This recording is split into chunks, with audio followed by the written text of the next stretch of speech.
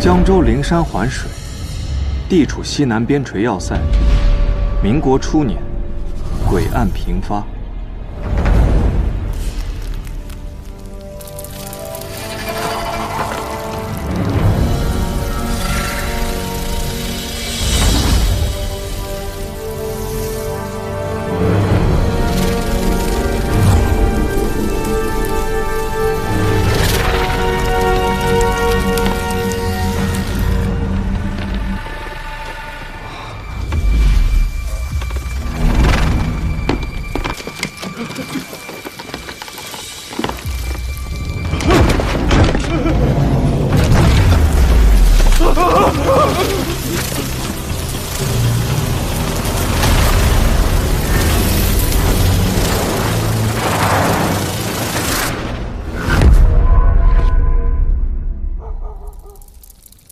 把墙给我拆了！是。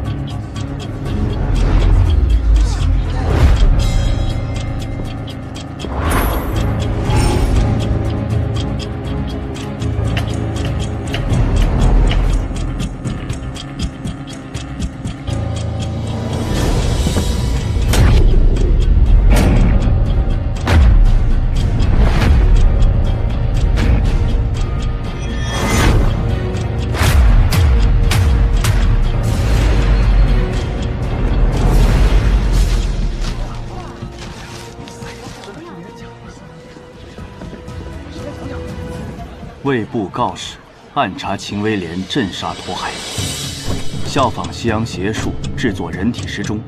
侦缉队遂进行大力彻查，秦之丑事终将败露，插翅难逃。恼羞成怒之下，故对昔年与之交恶者金庞、萧千策、朱根生痛下杀手。然天网恢恢，疏而不漏。于秦宅书房寻到记载西洋邪术书籍一册。 犯罪证据确凿，秦威廉认罪伏法，自定于3个月后对秦威廉处以枪决，以儆效尤。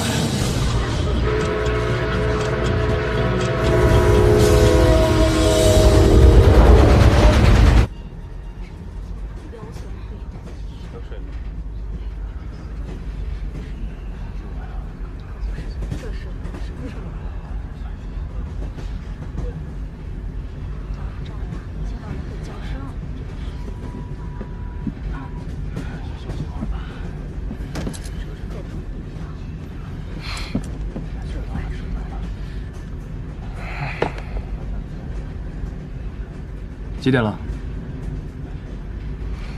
差5分10点。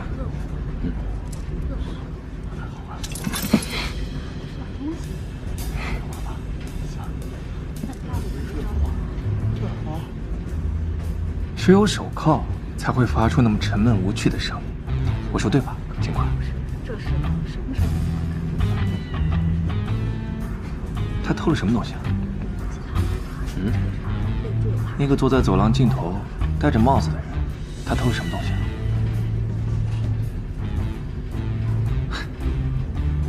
一只老鼠，只有在感到紧张的时候，才会像他那样东张西望。做贼的人或多或少都会这样自我产生心理暗示，尽管他们自己并不这么认为。我猜的没错吧？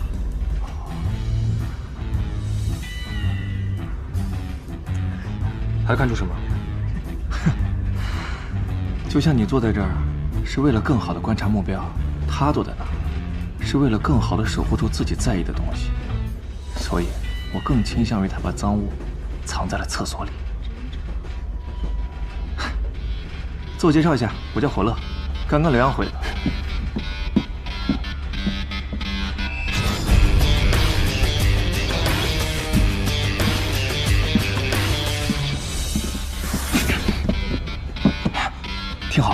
左侧第4排1个，右侧第5排1个，倒数第2排有2个。如果你确定你一队伍有胜算的话，就当我白说。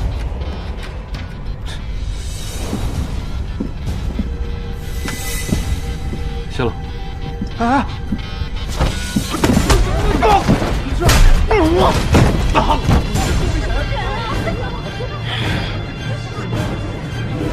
我们先躲躲。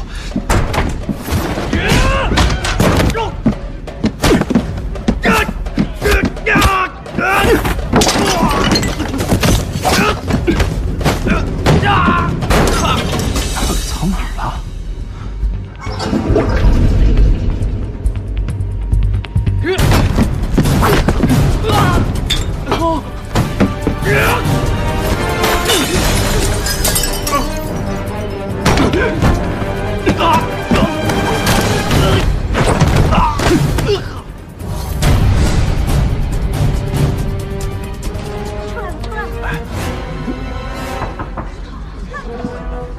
什么人？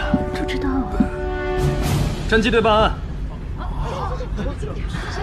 警察呀！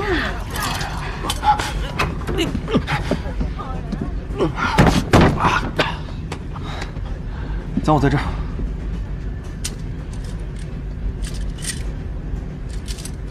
这个是飞轮党刚刚盗窃的财物，大家丢了什么东西，登记一下，去警察厅认领。哎呦，我大洋呢？我大洋不见了！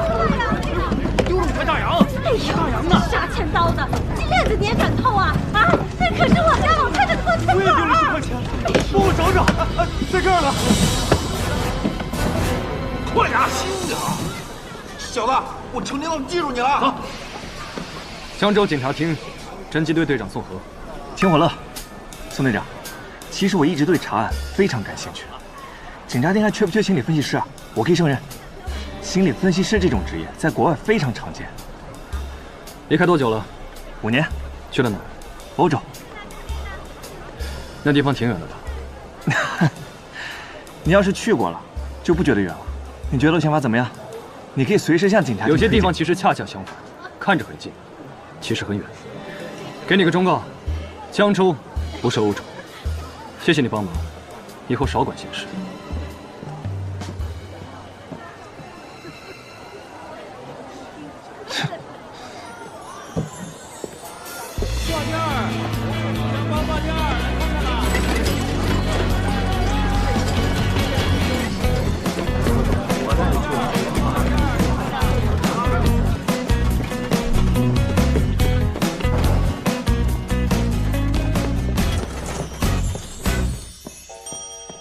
我回来了，爸，福叔，我回来了。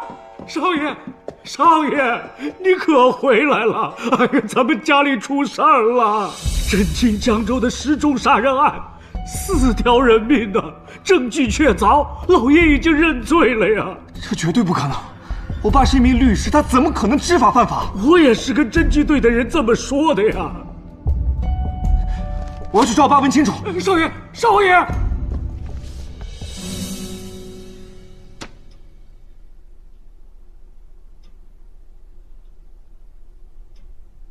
秦威廉，对，他是我父亲。回去吧，他是重犯，不日即将正法，现在不得探视。我是家属，我有探望他的权利，这是人道。可监狱有拒绝你探视的权利，这是制度。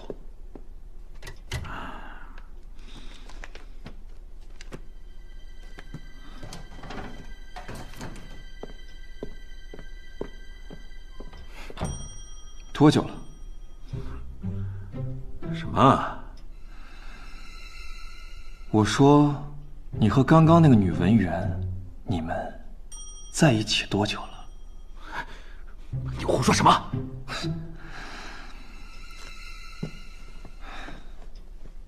刚刚她经过你的身边，你下意识地亲了亲身子，还摸了摸手上的戒指，还有。当我说出你们之间存在不正当关系的时候，你又摸了摸自己的额头，这些都反映出你内心的焦虑和愧疚。我想，你现在应该寝食难安吧，觉得自己做错了事，对不起妻子，但又不知道该怎么办，是这样吧？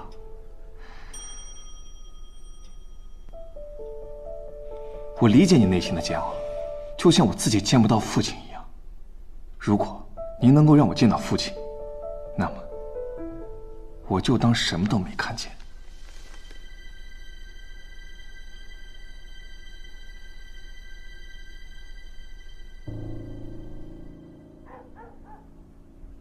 多谢。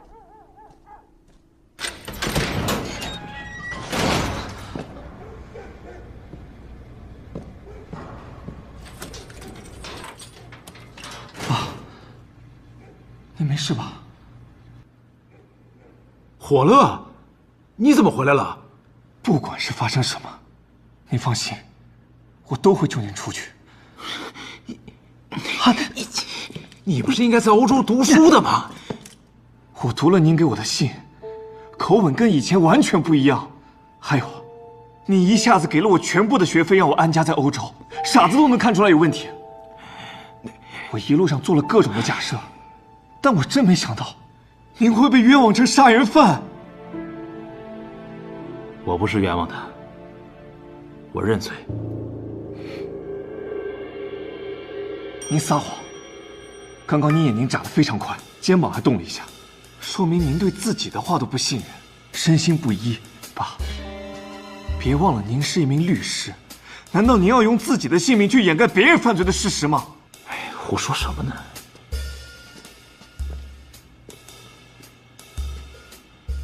爸，我知道您现在非常的焦虑。焦虑？我有什么焦虑啊？您把双手放在胸前，只有内心万分焦虑却又不想让别人知道的人，才会不自觉地设置出一道屏障。我送你出国留学，学了半天，就学了这些啊？4名死者，第一位是一名姓头的员外，年轻时做过飞贼，外号小鬼锥。第2位金庞是驼家的管家，由于姓金看起来又胖，所以别人叫他胖金。第3位名叫萧千策，当过承审官。第4位便是那赫赫有名的前江州知事朱更生。爸，你跟这4名死者都打过交道，但是您没有杀人动机啊！法律只讲究证据。就因为那本记载西洋邪术的书吗？书上有一个人体时钟的图片，时间是12点20分40秒，而死者的尸体呢，恰恰被摆成这个时间。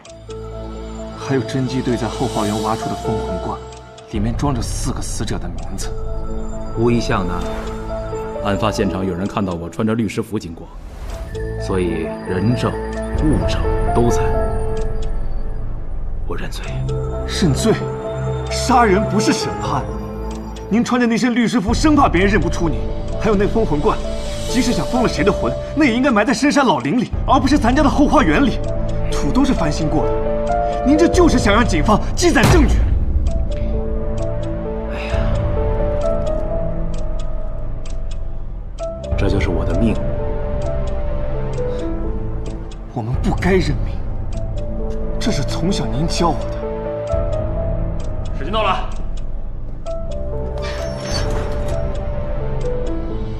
爸，您为什么要这么做？别问了，听我的，你赶紧回去，回欧洲，完成学业。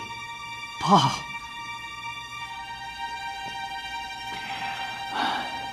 我一定会救您出来。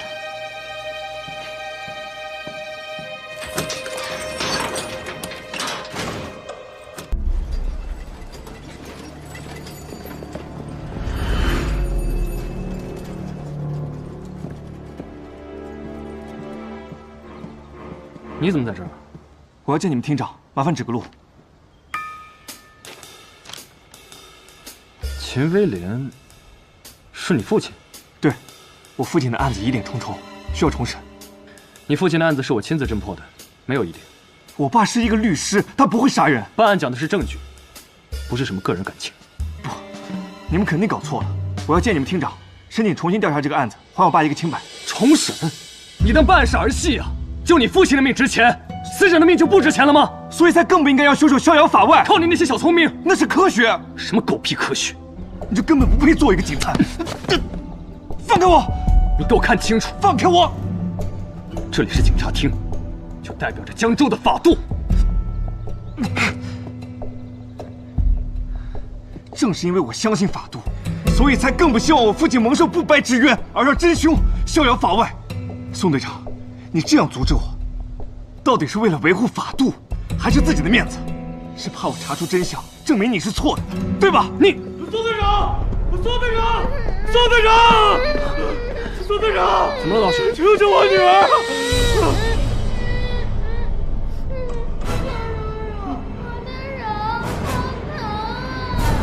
别怕啊，叔叔马上帮你打开啊！等，叔叔还给了这个，叔叔一拿出来就会爆炸。混账！宋叔叔，我是担心的，我不能没有人。多多不哭啊，叔叔不会让你受伤害的。让叔叔看看。大毛，去办公室拿工具来。是。陈正，立刻通知所有人，尽快从警察厅撤离到安全的地方，还有快去翻译上。是。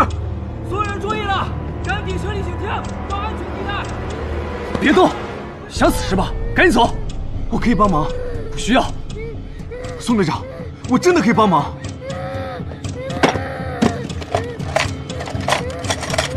拿走他。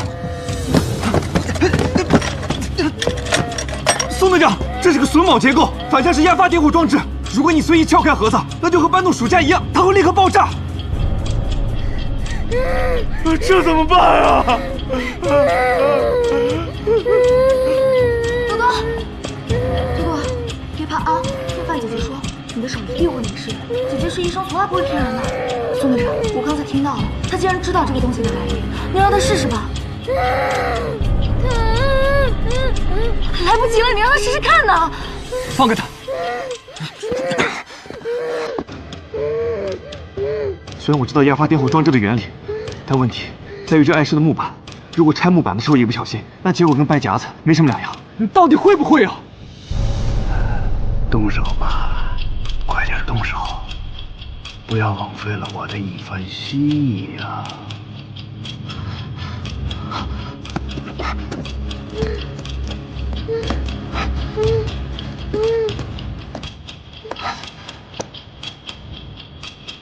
开红酒的，送给我爸的。你要拿它来拆炸弹？对，通过我对木匣的观察判断，这个木板的厚度不超过0.2英寸。只要用锥子在安全的位置钻一个小孔，再在孔里面挑出新线，就能够破坏电路。安全位置在哪儿？这里。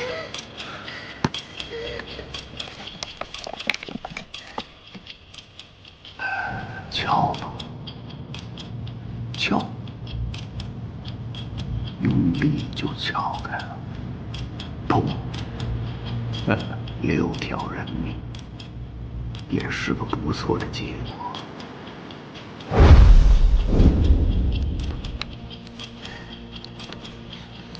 把孔钻大一点，我要看清楚。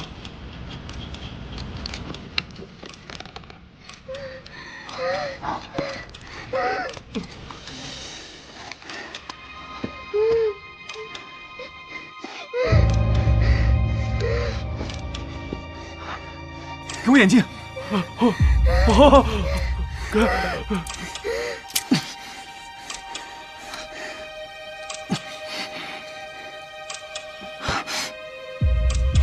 相信我。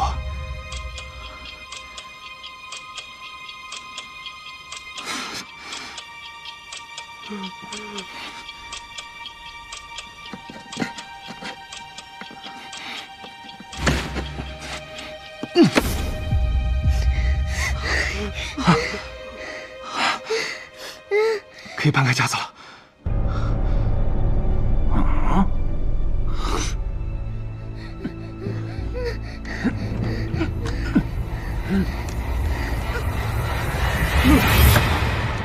没事了，多多没事，多多没事了。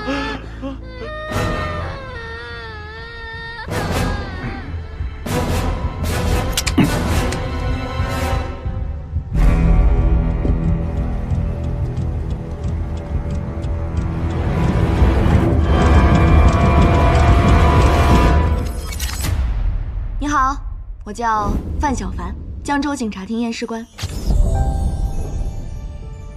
认识一下。你好，我叫秦火乐，你可以叫我 Mr. 秦。你刚才还挺专业的嘛，我看你包里有一堆洋货，你是留洋回来的？对。宋队长，我父亲的案子……行了，别说了。刚刚谢谢你帮忙，但你父亲的案子无能为力。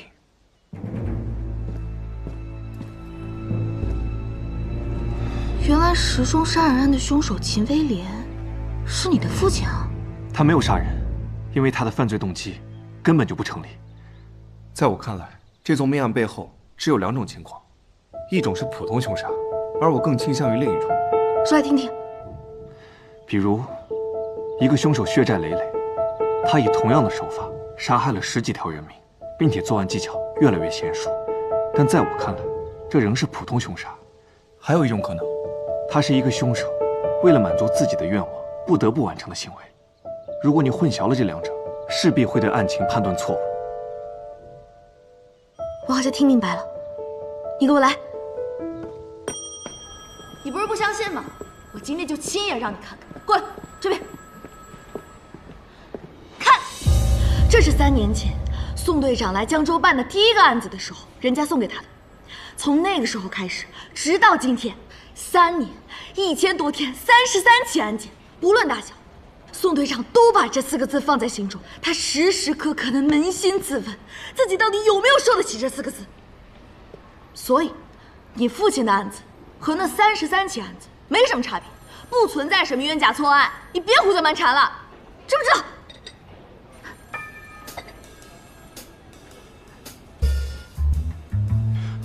呸！什么无冤行者？我看就是徒有虚名。眼下天大的冤案，他都装作看不见。我看啊，他就是怕我把这招牌给砸了。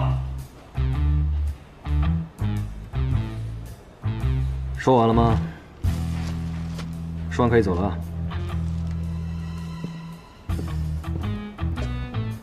你就是怕我，怕我最终证明你是错的。不可能。如果呢？你这是没完了是吧？哎，好了好了好了，你们俩这么争也没什么结果。哎，我有个提议，不如我们重查这个案子，让他输得心服口服。你说过，为了守住无冤行者这4个字，万死不辞。宋队长，你是我父亲最后的希望。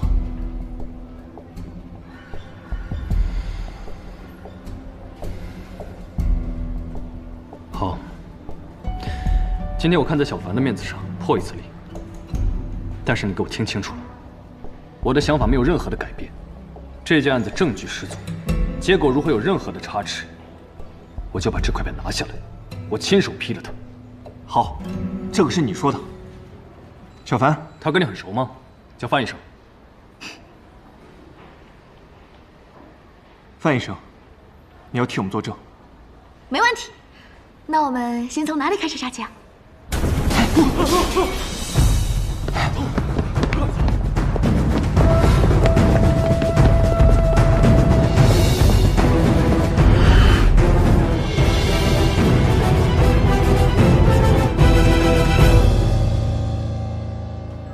朵朵真坚强，叔叔有几个问题想要问一下你，你要认真回答我，这样叔叔就可以很快把那个坏蛋抓起来，好不好？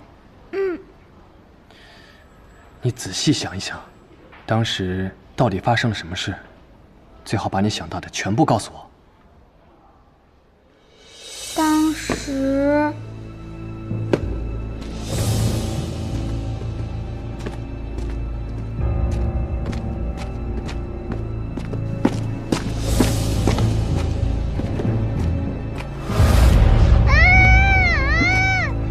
交给侦缉队的宋河，记住了吗？记住了。你是谁呀？我是，你猜呀？这里边有炸弹，可千万不要打开这夹子。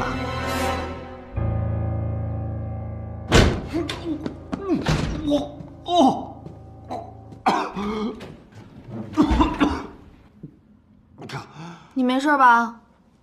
挺好啊，好的不能再好了。这就是你要看的与人体时钟案相关的4具尸体。看这些尸体，你不怕呀？我有什么好怕的？我的职责就是读出他们留在这世上最后的信息。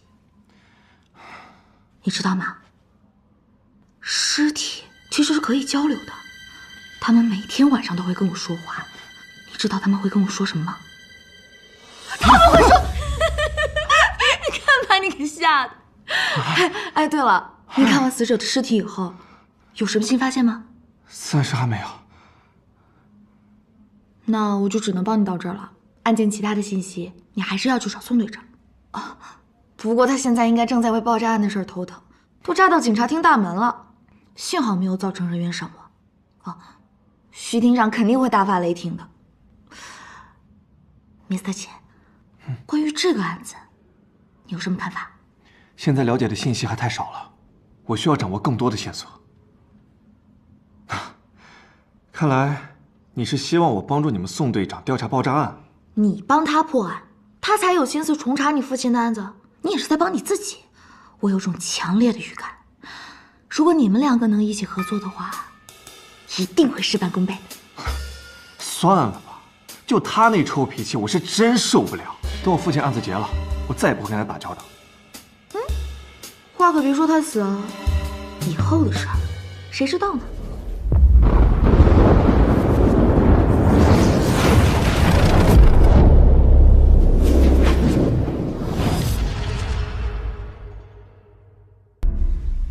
今天伙食不错啊，赶紧吃，吃完去查案。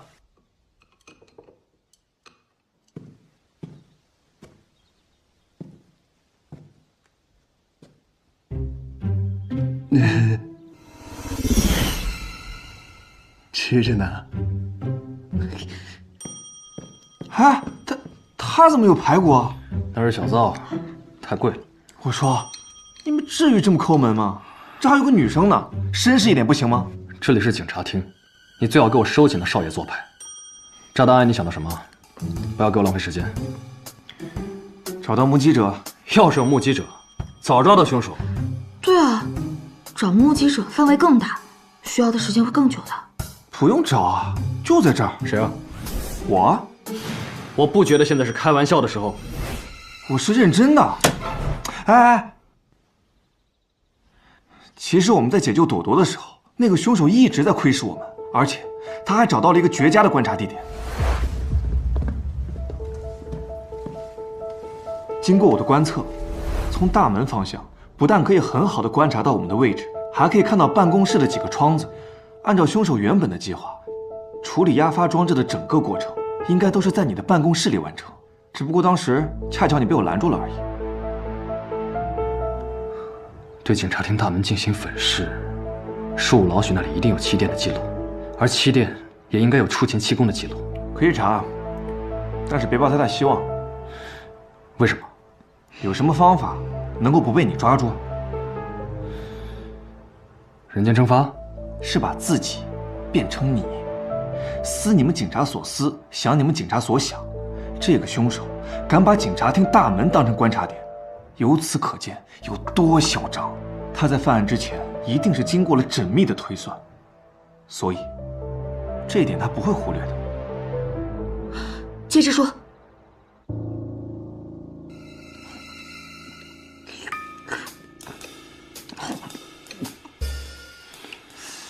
唉，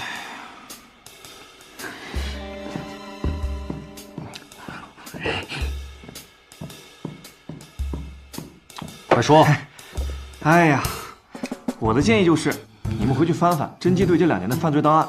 这个人可以狠心到用朵朵这么小的孩子做诱饵，简直就是冷血动物。我之前看过一个相似案例，这类人的性格成因都是源自于童年没有受到过什么关爱，因此孤儿的可能性特别大。即便是被领养，家里也缺少母亲的角色。另外，他还炸了警察厅的大门，这简直就是赤裸裸的泄愤跟挑衅啊！不难推测，他应该是犯过什么罪，不是特别大，但判得很重。如果不是遭到什么不公平的待遇，他为什么要对你一个侦缉队队长下手？你们慢慢吃。哎，宋队长，别忘了，你答应我要重审我父亲的案子。等破了爆炸案，我立马重新调查。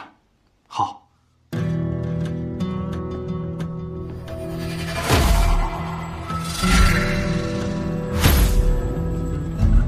队长，查到怎么样？我今天去了树屋老许那，查到了承接警厅大门粉饰的气垫地址，但是没有找到那名气功。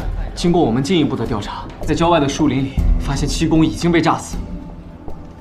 队长，看来凶手早就料到了这一点，这条线索恐怕是行不通了。全体都有。翻档案，查找近2年以来，不，近3年以来，所有犯罪档案，找到一个从小是孤儿，可能是被养父养大，罪名是偷盗之类的人，年龄不限，快去！是。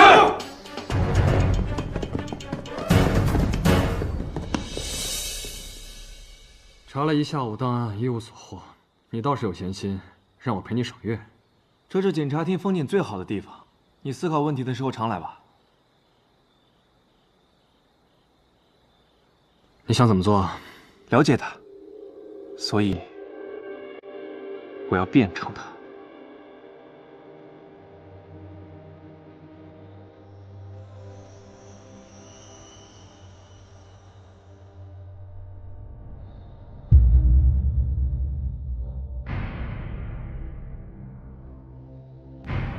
我是一个孤独的人，没有亲人，没有朋友，没人在意，甚至也没有人可以说话，就连一点微小的过错都没有得到公正的对待。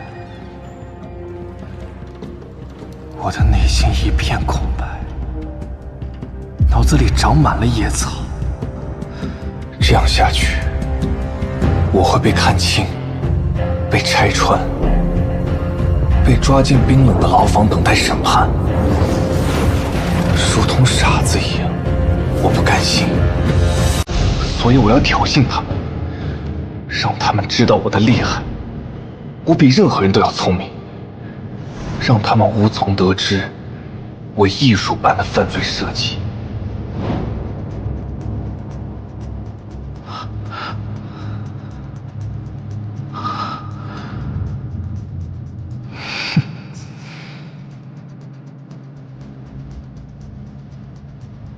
学习新的技能，我要还以颜色，我要他们付出悲痛的代价，惧怕我，记住我。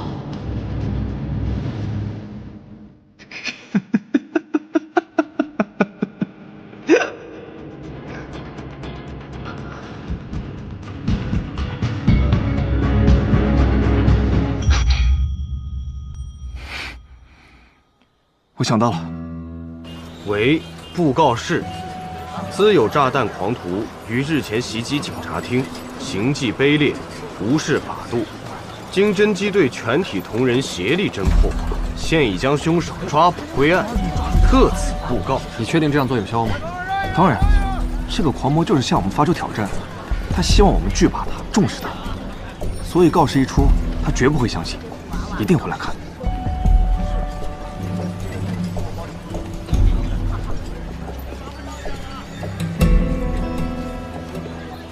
有发现没？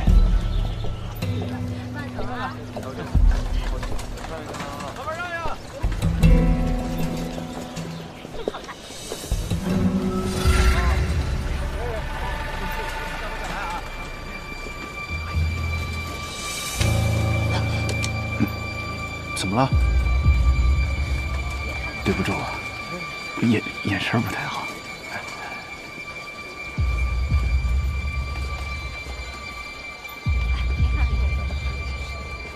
应该是他，抓人！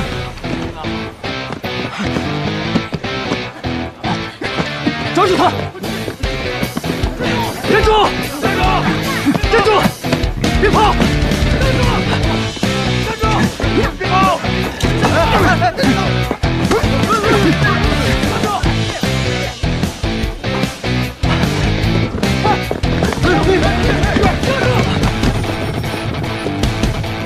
跟到行动！是。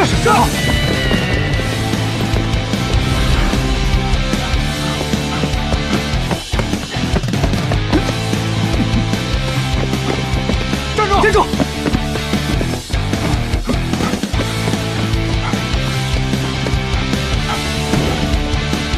站住！站住！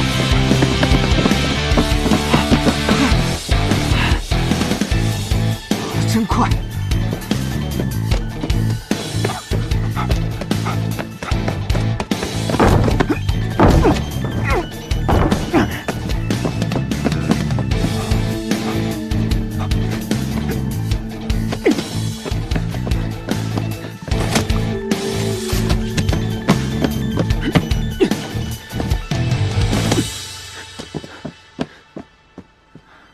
这是仁爱医院的后院。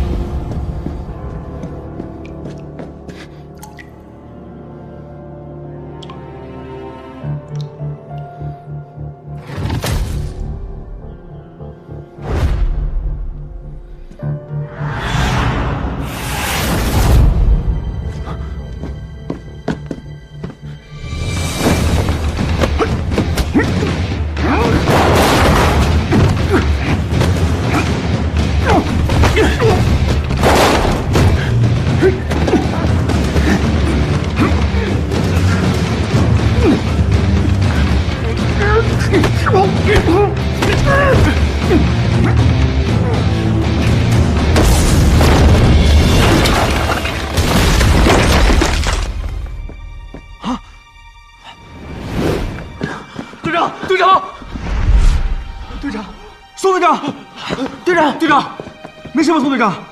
队长，来，队长，队长，没事吧？喊什么喊？死不了，快去杀人！是。来，宋队长，要是疼的话就喊出来，千万别忍着啊！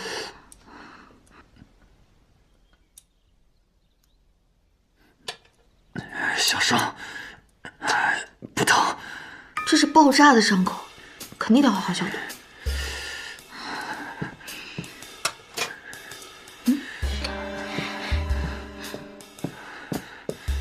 哎，我酒精呢？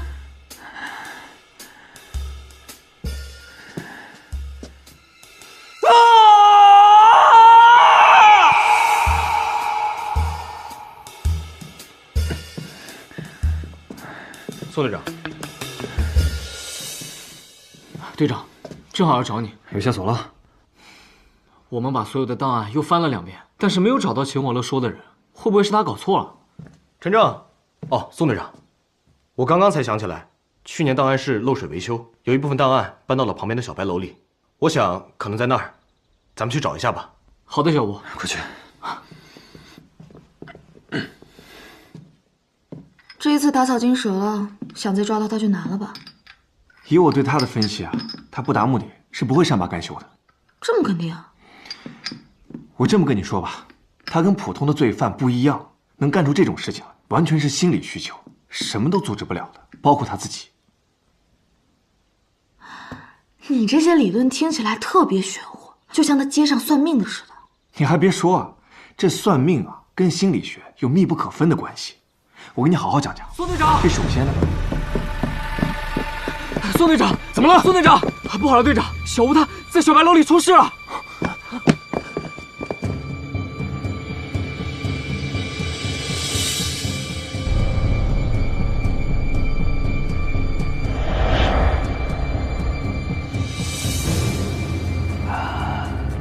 快来看看我的最新杰作吧，不要让我等太久。小吴，小吴，队长，队长，我在这儿。队长，有人在背后袭击我，我醒来就这样了。小吴，别怕，队长一定好好把你带回去。哎，别动，小心有诈。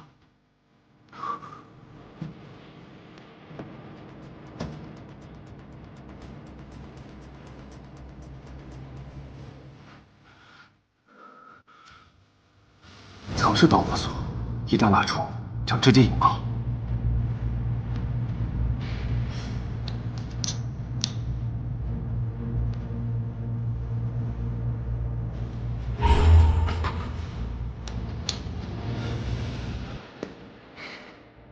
又是你，别紧张，游戏才刚开始。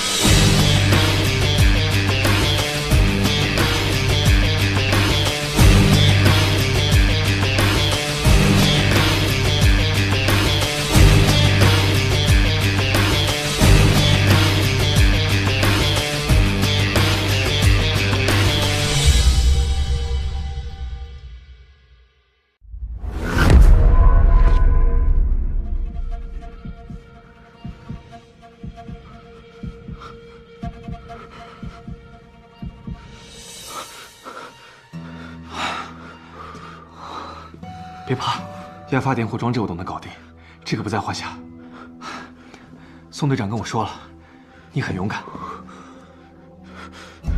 队长，我不怕。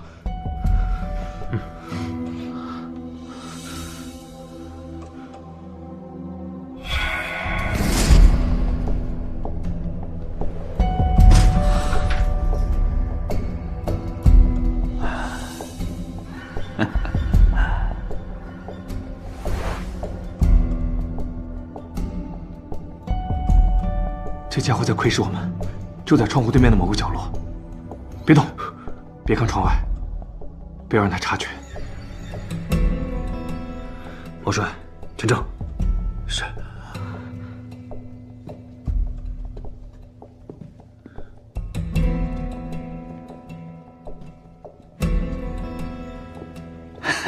好小子，有两下子。宋队长，你现在可以去抓他了，最好别从前门离开。记住，千万要当心。你们也要小心。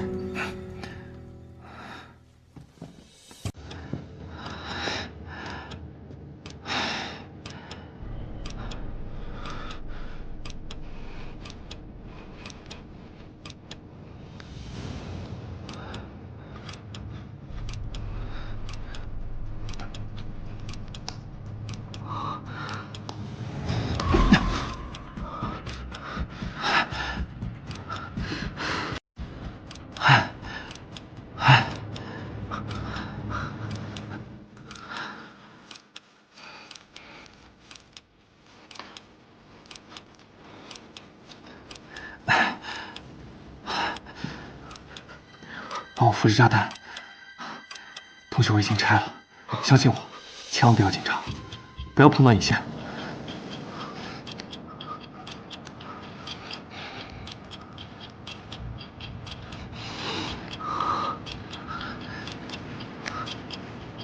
好，放松，放松。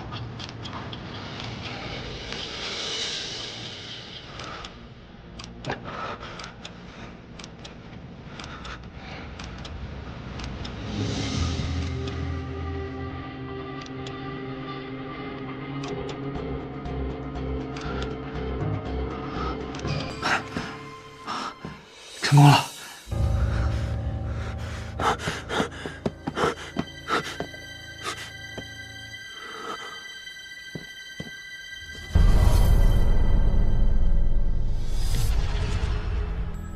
在警察厅，居然又让他跑了。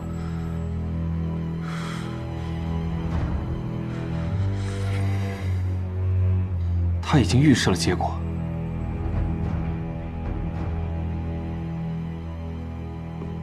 队长，怎么样？队长，这是小吴根据秦侦探推测，在小白楼筛选出的一个目标嫌疑人。他叫马小年，以前是城乡棉纺厂的一名工人，几年前就因为偷拿了厂里的几卷纱线，被人告发抓到了侦缉队。本来这也不是什么大事，程天亮他们那帮飞轮党惯偷，不也是今儿个抓明儿个放？可这小子倒霉，偏赶上雷司令搞了那么一阵子严惩犯罪，结果就给他押上了囚车，游遍了江州的大街小巷。这么多罪犯，为什么选他呀？因为这小子是个孤儿，养父又是前清的刽子手，一辈子杀了不少人，在咱们江州，名声是挺重要的事儿。选谁都是选，就这么让他给摊上了。后来他又来警局闹过几次，但没人管。立刻全城搜捕。是。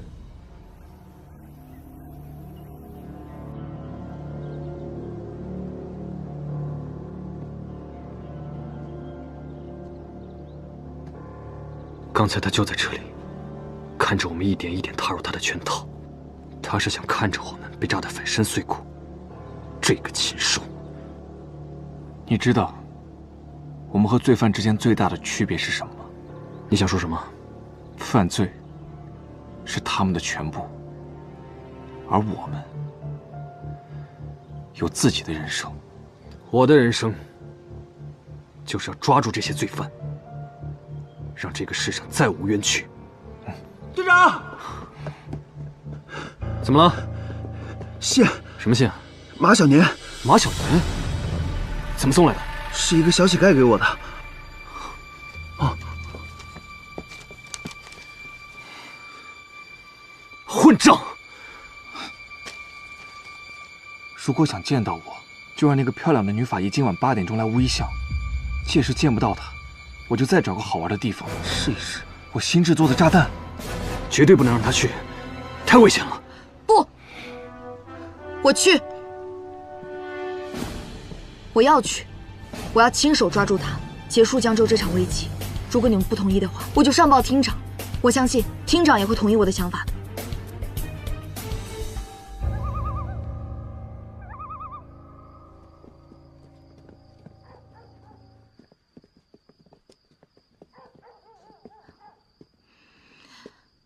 好了，我知道你们不想让我去冒险，但现在我们别无选择。马小年毫无人性，又心思缜密，我跟宋队长都没有十足的把握，万一出了什么差错，你可能会丧命。你看，这里面我装的是麻醉药，马小年遇到我，他只会倒霉。要不我们再想个别的办法？我知道你很为难，你害怕不答应马小年，他会再到处狂轰乱炸。可是如果小凡受到伤害，或者落入马小年手中，这也同样不是我们想看到的。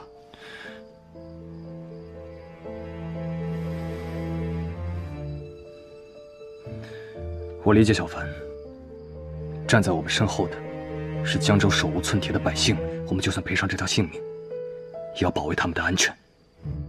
这就是我一生的追求和理想。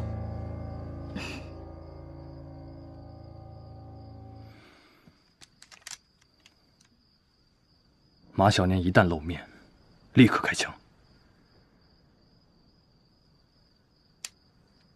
放心吧。走了。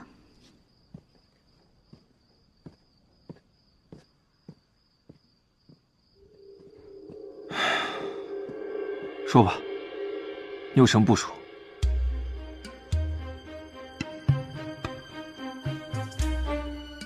我找雷司令的副官邹进，借了点人手。晚上有个行动，地点在乌衣巷，借我几个兵，我需要生面孔配合。巧了，司令今晚在渊湖祭河神，为江州百姓祈福，方圆10里全要封锁起来，这忙我帮不了，我腾不出人手。这兵你必须借给我。不对，你刚刚说雷司令祭河神是什么时候？怎么了？几点？8点。8点。如果想见到我，就让那个漂亮的女法医今晚8点钟来乌衣巷。马小年跟咱们约定的时间也是8点。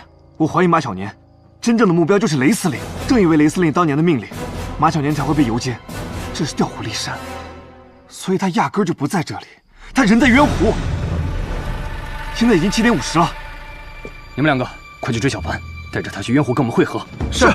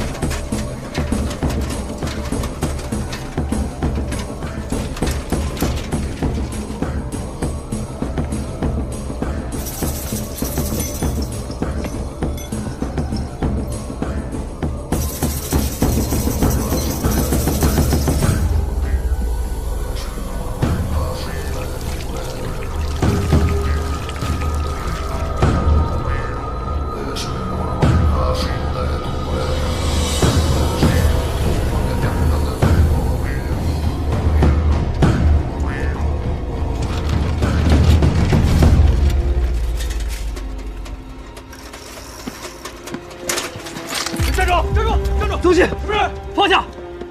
你怎么来了？你不是在乌衣巷保护小凡吗？啊！雷司令有危险，我一时半会跟你说不清楚，我要去见他。不行，司令很在意这次的祭礼，要是惊扰了他，别说是你了，我的脑袋都保不住了。那家伙是个疯子，他和雷司令有仇，就是来报仇的。你先冷静，司令的安危由我来负责。你现在回去给我保护小凡，他要是出了什么事，我拿你试问。哎呀，你干什么？我告诉你，宋河，别让我为难。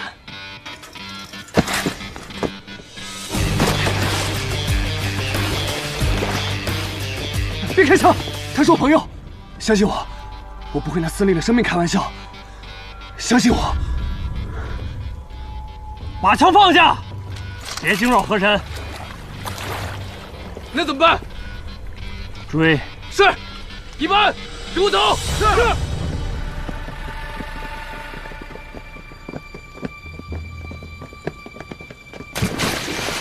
记住，以我对马小年的分析，他一定会在渊湖附近等着，亲眼看炸弹爆炸。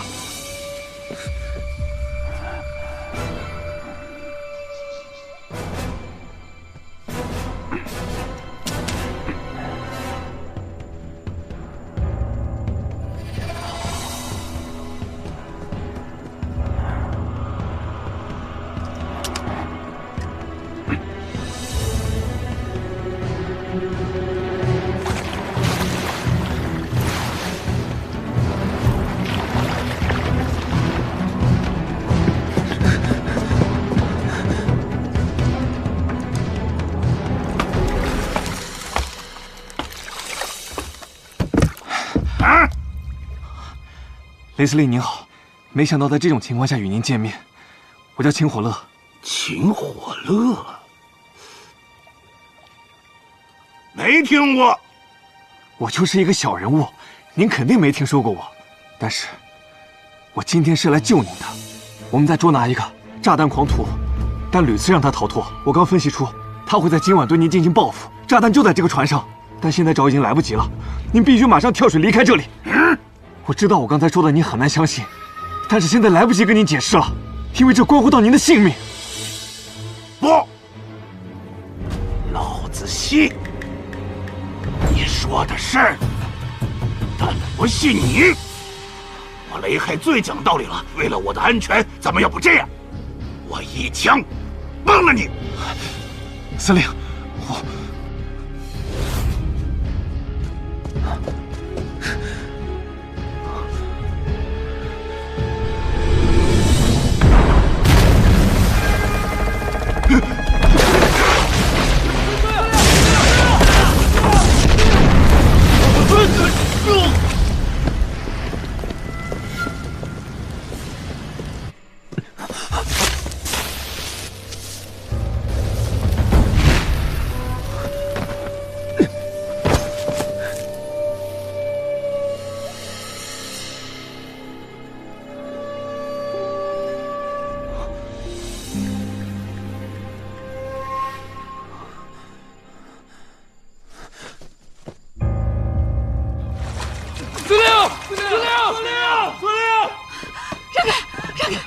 总副官，我爹呢？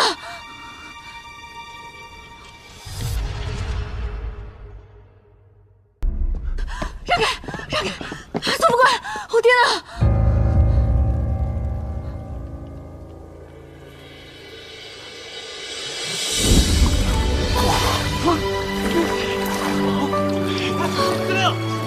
司令没事，司令没事。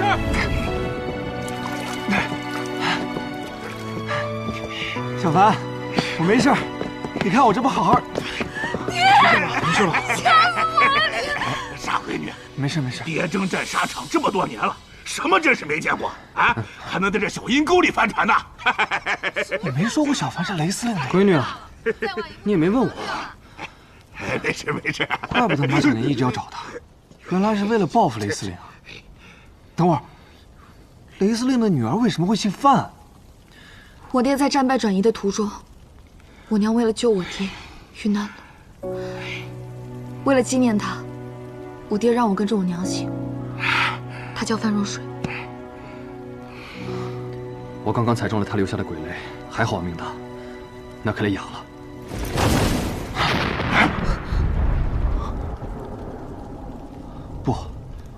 不是哑了，是岩石。他在故意戏耍你。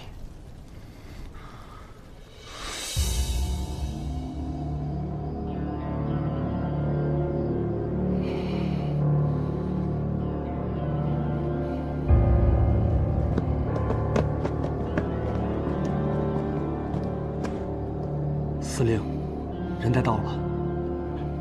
司令，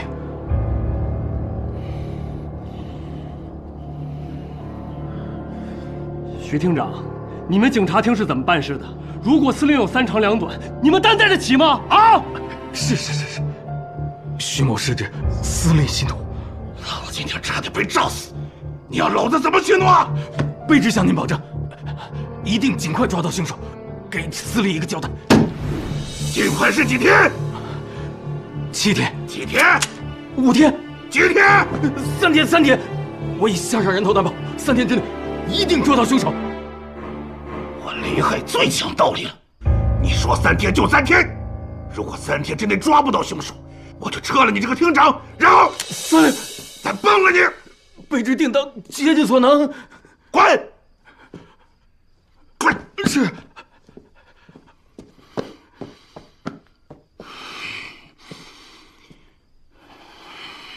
司令，这次多亏秦火罗冒死警示，您是福大命的。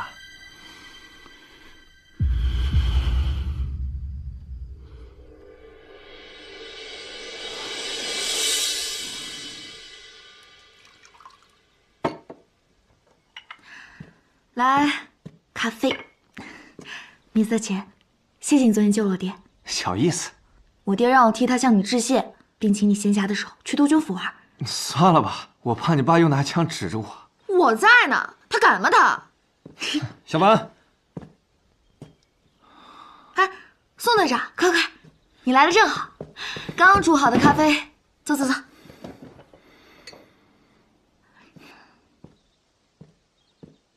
厅长找你什么事儿啊？雷司令说了， 3天之内抓不到马小年，就要裁撤徐厅长。哎呀，我爹又犯他那臭脾气了，等我回家就收拾他。雷司令就算不说，我们也要尽快找到他。他的行动一次比一次过激，连司令都敢炸，我实在不敢想象他的下一个目标到底会是什么。疯子是不计后果的。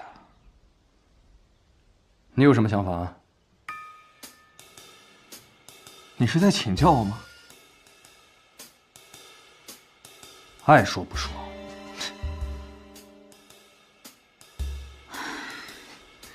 在和犯人心理战的时候，焦虑会使我们处于下风，所以我认为事已至此，我们就平心静气，什么都不做，等着马小年的下一次行动吧。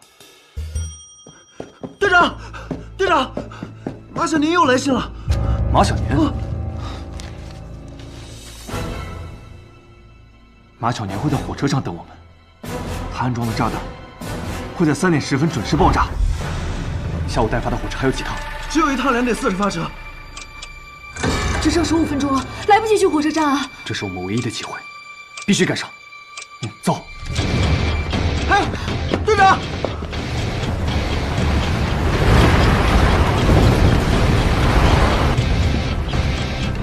！2点40来不及了。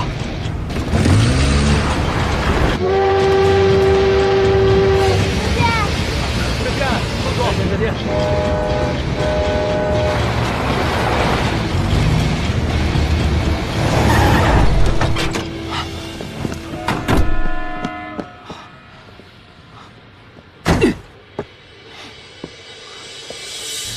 这列火车中途会经过多个隧道，速度快不了。我们走山路，争取半路制上。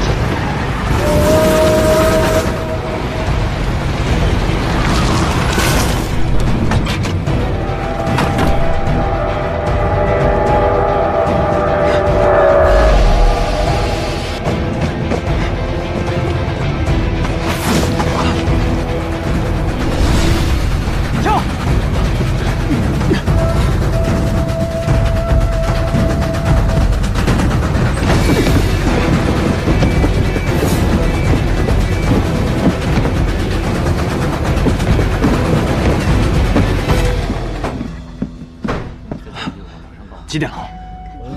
差1分钟3点，时间紧迫。这是瑞士手表，事先声明，这是借给你的。抓到他，我送你一块。我说过马小年的特征，你还记得吗？他身材瘦小，脸色阴冷，戴着围巾的男人，40岁到45岁之间，衣服很旧，但洗得很干净，戴着手套或者故意藏着双手。您是画家吗？您应该画一画这飘扬的细雨，还有咱们这些漂泊的旅人。与人保持距离，厌恶别人的眼光。如果穿着带纽扣的衣服，那么领口那颗衣服扣子一定是扣好的，他就是马小年。Perfect。最坏的结果是什么？你、我，还有这一车人的性命。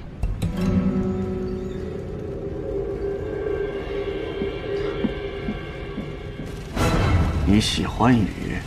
是啊。我画给你。真的吗？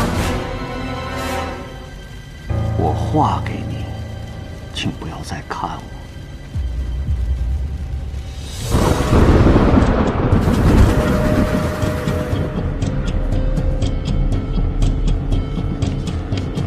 爸爸，我要吃核桃。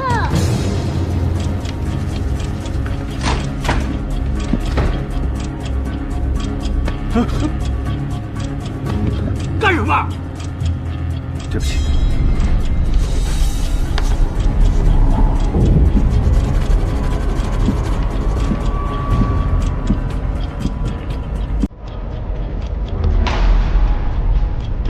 先生，请回到自己的座位上，列车马上就要进入隧道。知道，去厕所。好。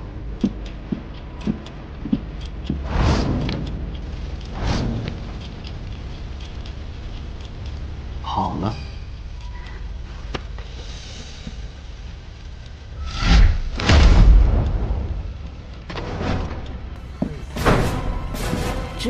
这是什么？血雨。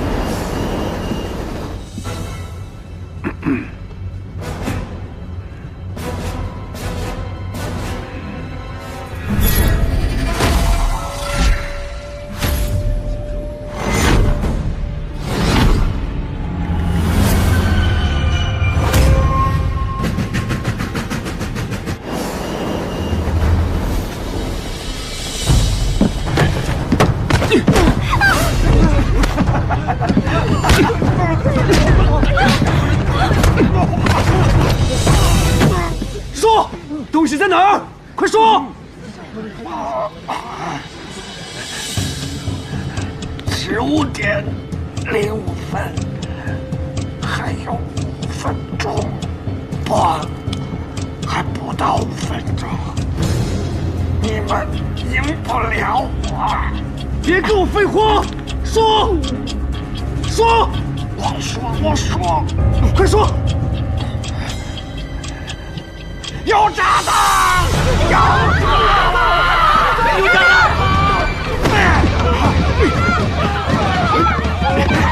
放开！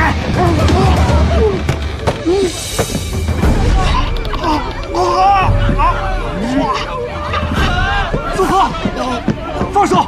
宋贺，放手！宋贺，你不能勒死他！相信我。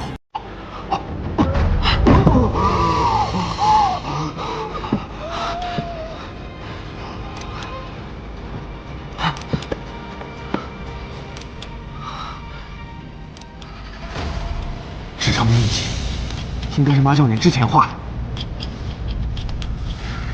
铁轨上有炸弹。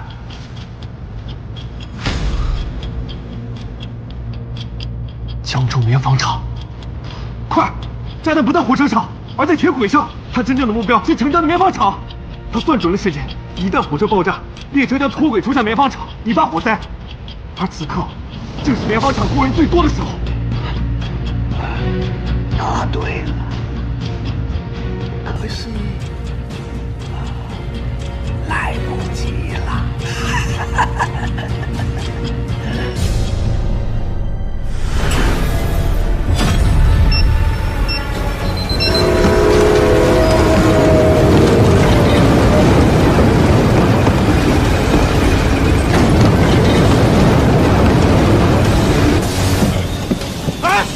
别动！那是小车，你干什么呀？啊！请开手！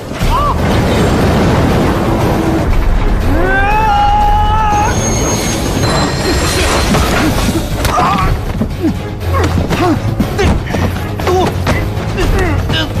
你不该接二连三坏我的事，我正在替江州除害，你明白了？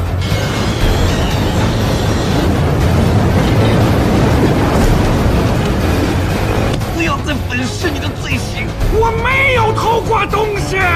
他们为什么冤枉我？我爹是刽子手没错，但我不是啊！或许你以前不是，但你现在就是一个刽子手！闭嘴！闭嘴！闭嘴！啊！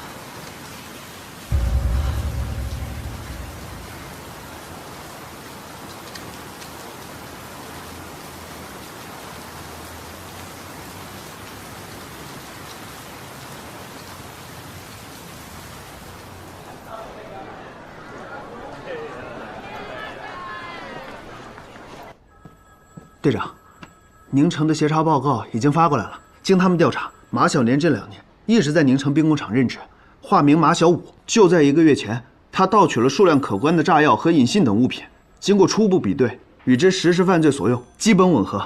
我已经把这些证据同步提交给审判厅了，他们说证据确凿，马小年这小子罪大恶极，一定会从重判决的。知道了，去吧。哎。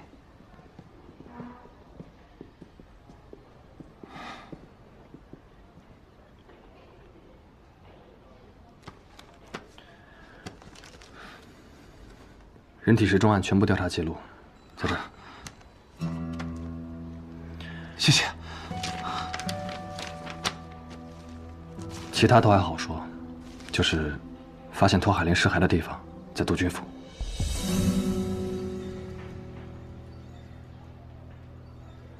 今天是个好日子，雷督军欠你们的救命人情，也该好好还一还了。走。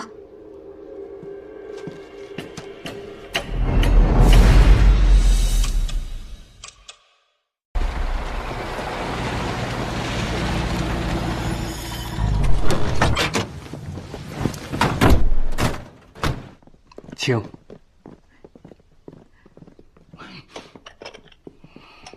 来，爹，我把火乐和宋队长带过来了。雷司令，司令好。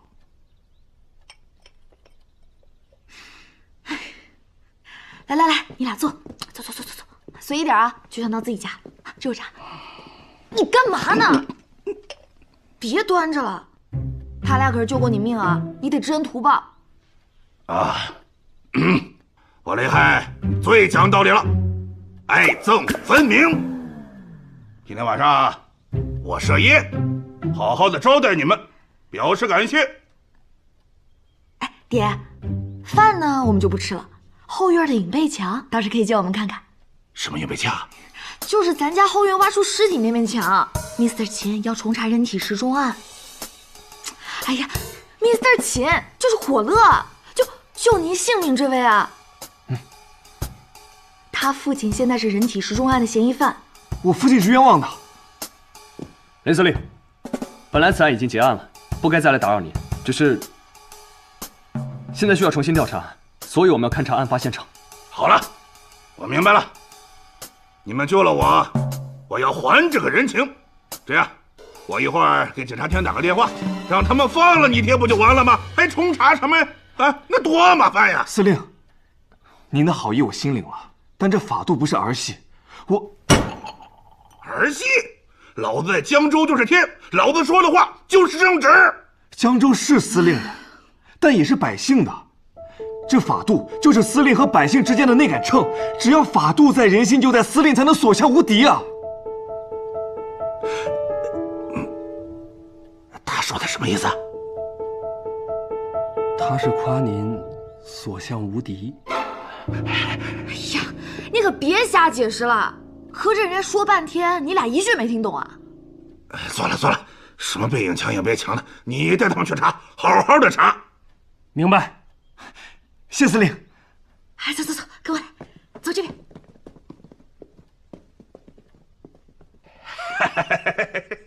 所向无敌。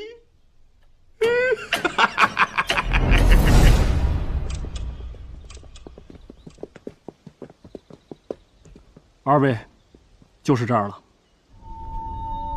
大小姐，我还有事情。去吧，这没你事儿了。是。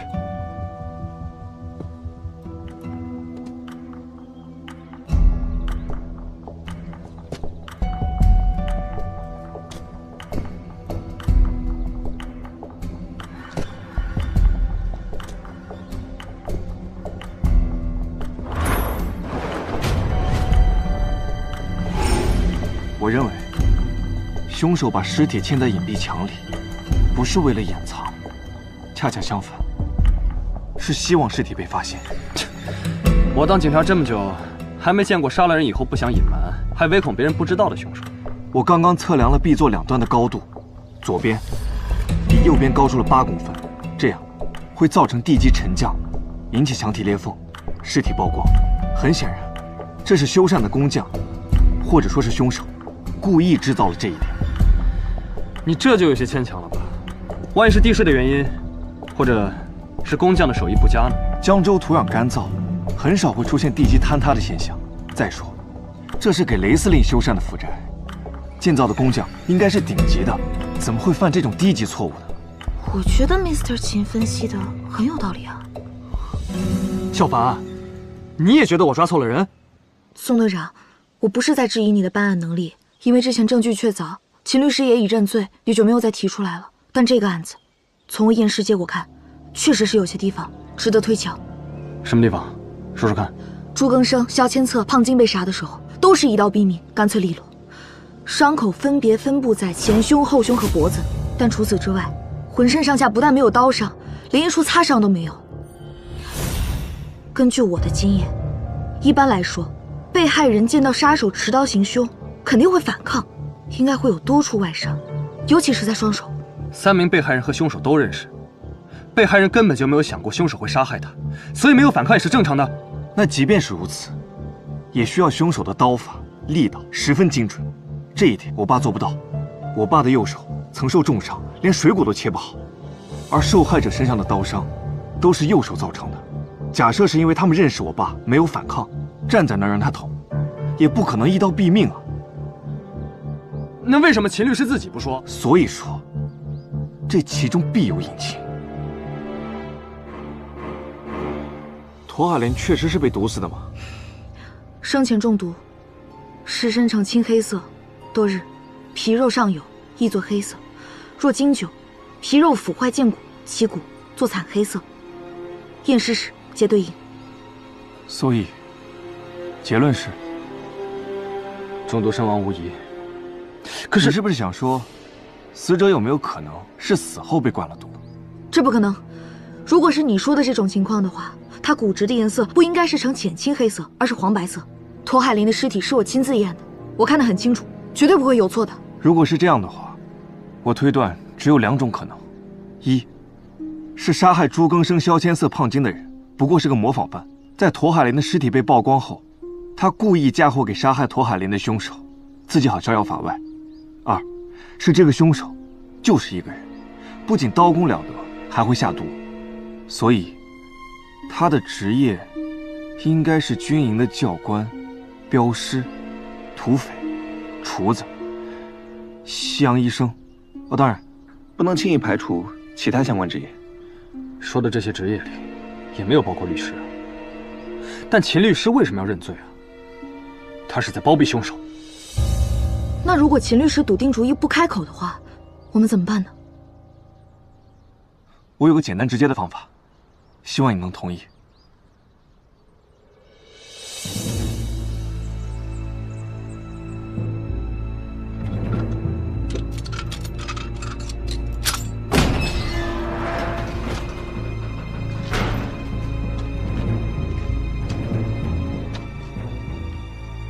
秦威廉，到，去死吧！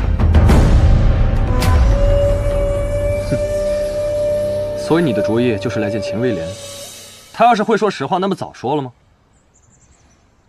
我就是能让我爸开口的药引子。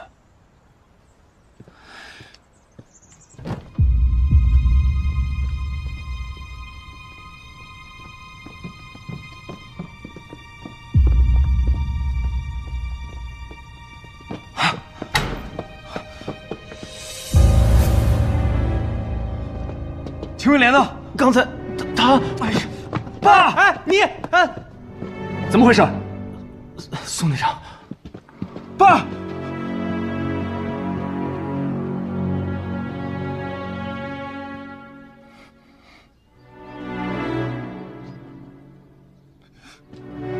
我还要给你翻案呢，你怎么就这么走了呀？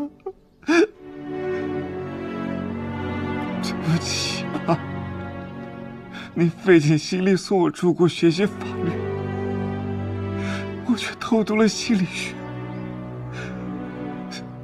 你含冤入狱，我也没能为你洗清冤屈。我来晚了，什么都没能为您做，是我不孝。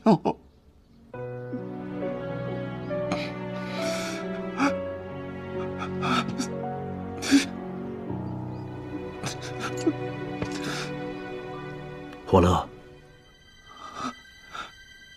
爸，你没死啊？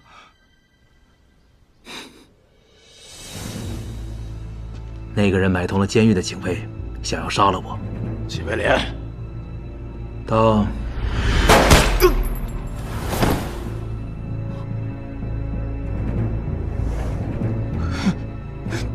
爸，幸亏陈队长来得及时，不然我就见不到你了。好了好了，我没事儿。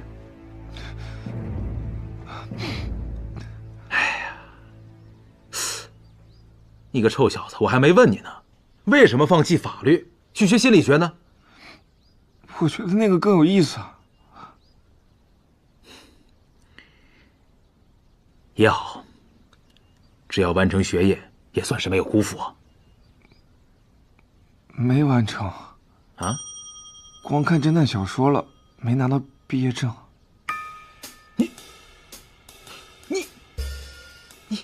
你这臭小子！陈警官，带我回牢房。爸，你别生气啊，爸。宋队长，那个人为什么要杀我爸？陶海林是他的父亲。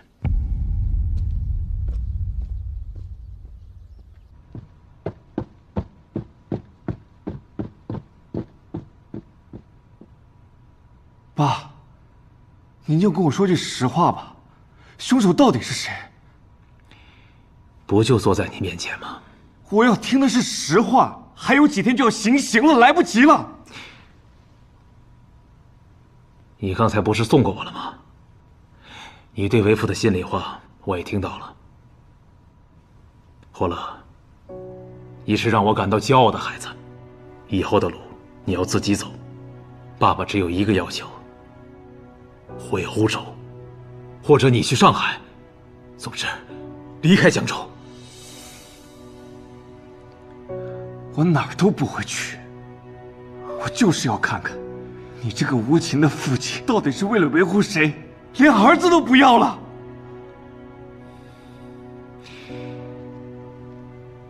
有的时候，真相并非如你所愿呢。我的生活，在您的安排下，从来就没有如我所愿过。小时候我那么喜欢江州，可您偏要送我去上海，还说什么对我好，上海能学英文。可结果呢？我连我妈最后一面我都没有见上。16岁，我回到了江州，以为可以父子团聚，可您却给了我一张去往英国的船票。我不喜欢学法，你偏要我做一名律师，我只想过得自在一些，您却告诉我做人不能太安逸。在我看来，您把我送走，就是为了让你自己过得更安逸。我怎么能是为了自己呢？那你说，那个时候家里的那个女人是谁？你是不是为了跟她双宿双飞，所以才一直要送我走？什么女人？我都看到了，在书房里，她对你投怀送抱。别再说了，你看错了。擦场、速度异常、突然出汗，这从行为主义的核心观点来看，都是你的身体为了应对外部刺激所自然产生的本能反应。这证明我说中了你刻意想要隐瞒的真相。你胡说！宋队长，把他带走，我不想再见到他。爸，您绝对不是凶手。不管你为什么要替凶手赴死，我都一定会救你出去。不光是为了你，还为了江州的法度。犯下罪行的人应该受到惩罚。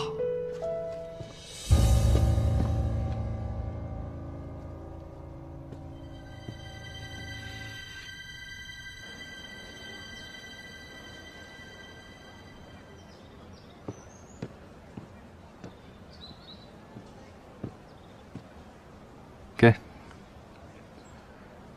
这是什么？甘蔗水，喊了那么久，润润嗓子吧。谢谢。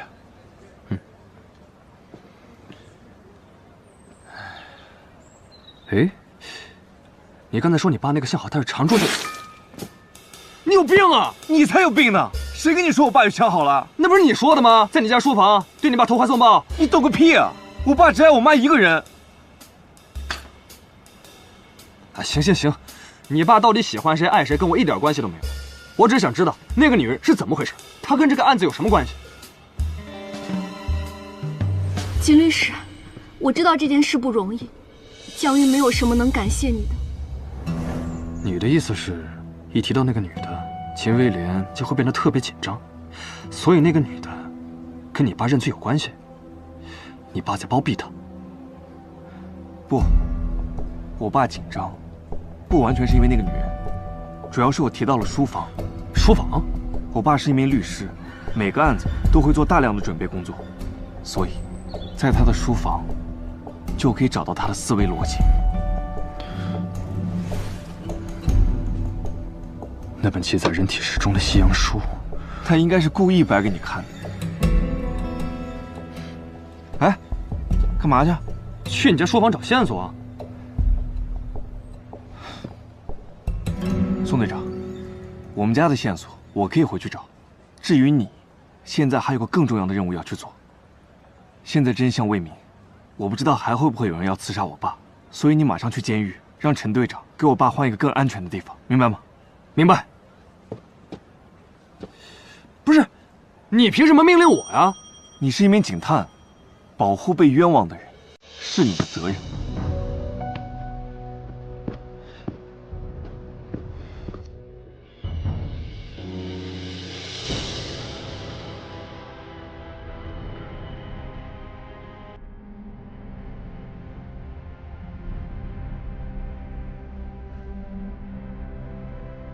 作为一名律师，他最在乎的，无疑就是他的书房，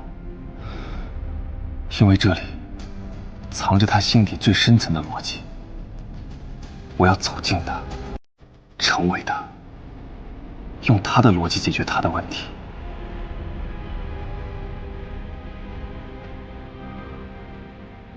我到底遗漏了什么线索？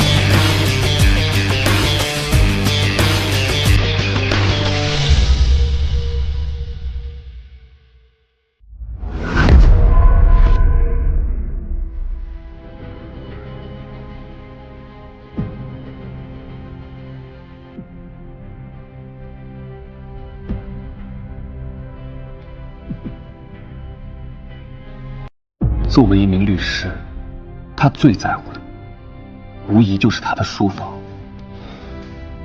因为这里藏着他心底最深层的逻辑。我要走进他，成为他，用他的逻辑解决他的问题。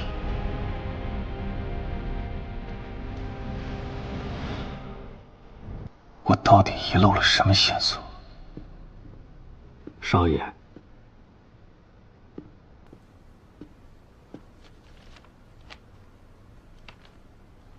傅叔，我爸不在，报纸不用换了。老爷没出事儿的时候，我是每天把报纸拿到书房给他，这么多年都写惯了。每天吗？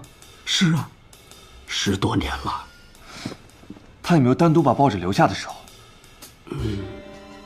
偶然吧，很少几回。少爷，那您忙啊，有什么事儿您喊我。好。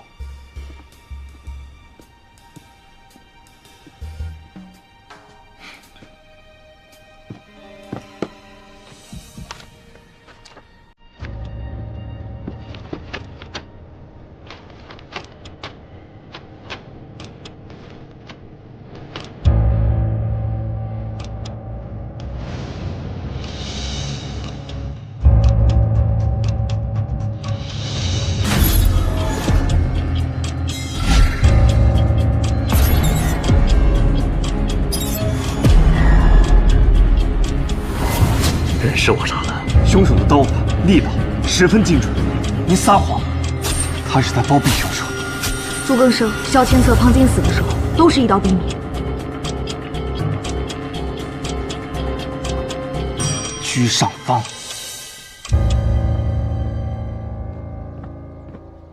为什么没发现这些？小帆，哎，宋队长，怎么了？你之前让物证科重新调查，有新的发现。什么发现啊？绘就时钟的白漆里含有镳胶，后3处案发现场都一样。镳胶？为什么之前没有发现？因为秦威廉自己认罪，所以就没有再进行鉴定了。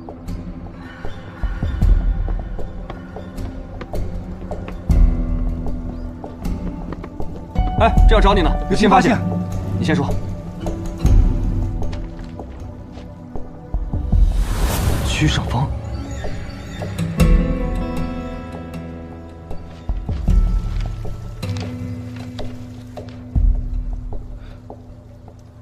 这是镳胶，后3处的案发现场，绘就时钟的白漆里面都含有镳胶。整个江州只有居上方能生产这个东西。现在看来，我们要着重调查居上方。白漆与镳胶之间的层次如何？层次分明。白色油漆桶是在我们家发现的，也就是说，凶手在杀完人之后，用镳胶绘制了人体时钟，然后我爸用白漆覆盖了镳胶。是有这种可能性，但是如果这种可能成立，你父亲就是从犯。从犯也不可能。怎么就不可能啊？他不仅仅是包庇凶手，这么看来，他最起码目睹了整个凶手的杀人过程，或者是在凶手离开之后，第一个到达案发现场。身为一个律师，他为什么不阻止凶手？所以从犯的可能性最大。你先去监狱安置好了我爸以后，咱们居上方会合，叫上小凡一起。放心吧，徐厅长已经批了条子，现在就给你爸换一间最安全的牢房。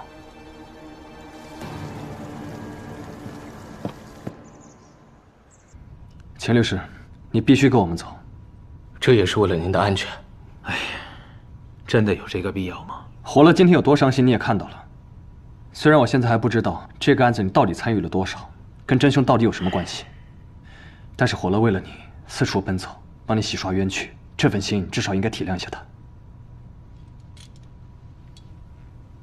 看来，火乐一回来，就交到了一个好朋友。就是这儿啊！哎，我在火车上可听人说了，这居上方馆主是个绝色美女，还烧了一手好菜。想要吃到饕餮娘子亲手做的饭菜可是不容易，就连我爹宴请客人都得提前预约。哎呀，马要吃草，人要吃饱，这几天茶都没有吃好。苏队长，是不是得请吃个饭啊？没问题啊。等查完这个案子，警察厅饭堂管饱。切，小气鬼！哎，几位客官，里边请，里边请。来，坐。几位客官预约的可是今天？听闻你们馆主饕餮娘子色艺双绝，今天来瞧一瞧，摆的这些小食也没什么特别之处。嗨，您看您这话说的，我们家有小六。哎。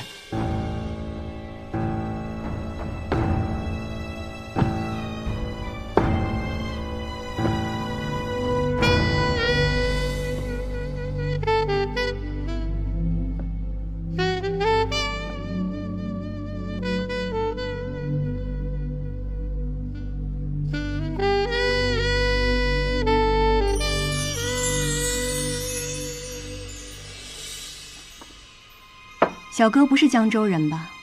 江州人都知道我这儿的规矩，想吃我做的饭，须得提前15日预约才行，要不然就只能吃那些到处可见的小食了。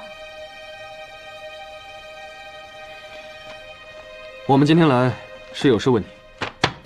表娇，见过没有？这是何意啊？姑娘，冒昧的问一句。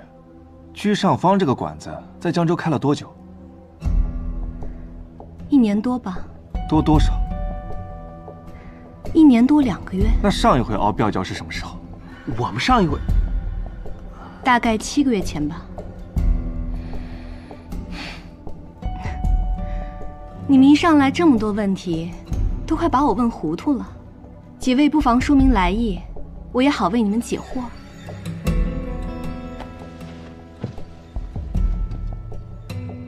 侦缉队宋和，原来是侦缉队的宋队长，久仰。不久前发生的人体时钟杀人案，案发现场的白气里含有这个表胶，只有你们居上坊才熬制这个东西。没错，这吊胶确实是只有我们居上坊才会熬制。只不过，在7个月前，我们熬制最后一批吊胶的时候，在当天就被木器厂全部买走了，一点都没剩下。这东西对居上坊来说一点用都没有，我留着它干嘛呢？三位慢走。我觉得这个饕餮娘子好像在隐瞒什么，可她一口咬定吊胶全都卖给木器厂了。要不我们先去木器厂看看，说不定能发现什么。他既然这么说了，木器厂肯定查不到什么，去了也只是白跑。那你说怎么办啊？吊胶是现在唯一的线索，那也不能打草惊蛇。你们先回厅里查一下饕餮娘子的档案，我在附近转转，看看能不能发现什么新线索，回头再说。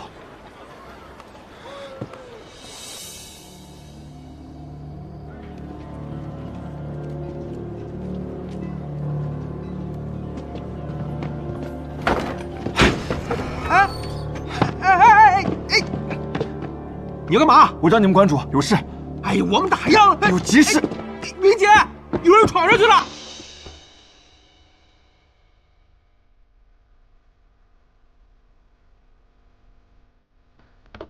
哎，云姐，你先下去吧。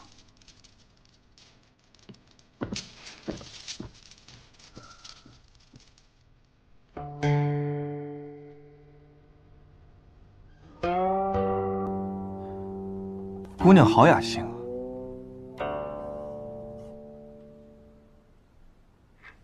小哥，你怕是误会了。我来江州开这家居上坊，是卖艺不卖身的。要是你想喝花酒，不如移步幻音楼。我不是来喝花酒的，我是来请你解惑的。下午我说的还不够清楚吗？宋队长拿出吊胶的时候，你和你的伙计对视了一眼，他很不自然地低下了头，这是心理上感受到压制才会有的行为。也就是说，你在提醒你的伙计，让他注意说话。当我问你最后一次熬吊胶的时间，你想都没想就回答了我，这说明你在撒谎。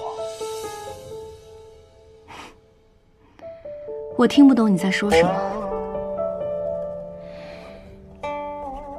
时钟案真的跟你没有关系吗？没有。好，那我问你，你为什么要掩饰最后一次熬表胶的时间？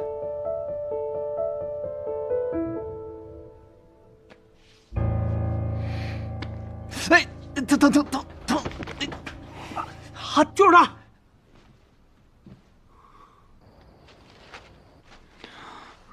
我看看。宋队长，居上方有人闹事，被我们抓了。他说认识你。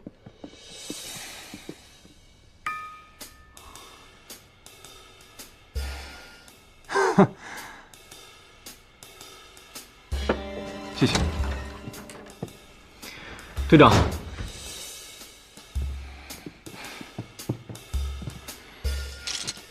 快，给我解开！嘿嘿。哎，给我解开啊！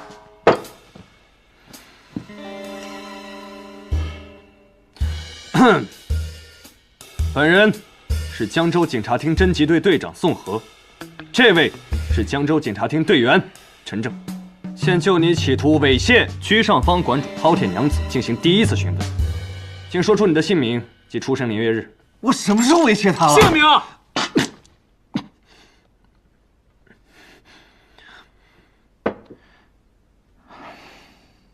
中文名字秦火乐，英文名字斯帕克，你可以叫我秦先生。小陈，你先出去吧，我单独和他聊会儿。是队长。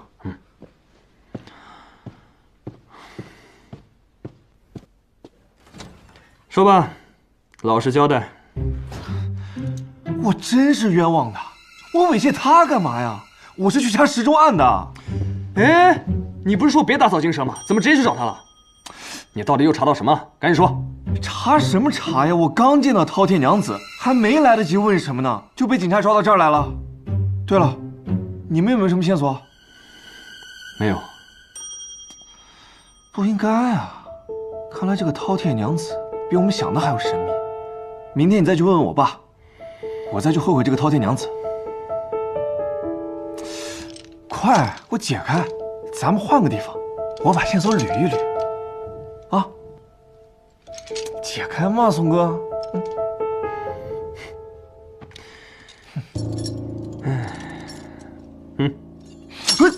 哟，没接住。你有毛病啊！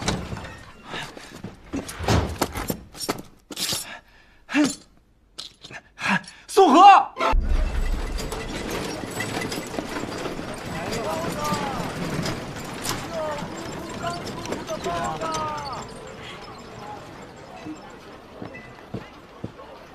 哎！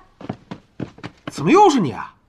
又想对我们家老板娘图谋不轨啊？哎呀，真是误会，我今天是来特地道歉的，没有这个必要，请回吧。小六，哎，让客人上来。是云姐。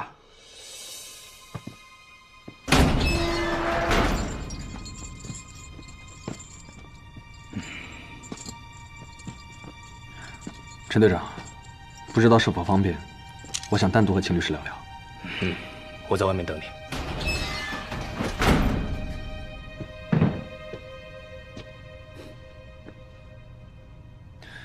关于你的案子，我们有新的线索。宋队长，我不太明白啊，当初是你亲手把我抓起来的，为什么现在热衷跟火乐一起胡闹，要给我发案呢？因为抓你不是我的真正目的，抓住真凶才是。我们已经查到，人体时钟原本是用镳胶画的，白漆是后面覆盖上去的。看来你并不感兴趣。没关系，火乐已经查到镳胶的来路，他正在去往那个地方，应该很快就会有结果。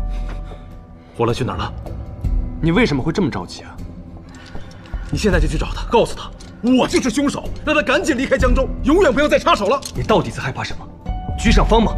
还是居上方的馆主？哎呀，别再说了，你赶紧去，晚了就来不及了。你快去呀！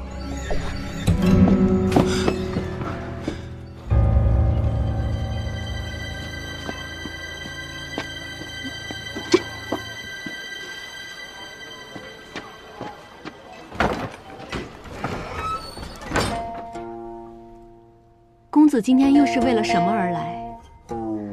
我若不见你，难道你又要硬闯？为了我爸。怎么？我认识令尊？不认识吗？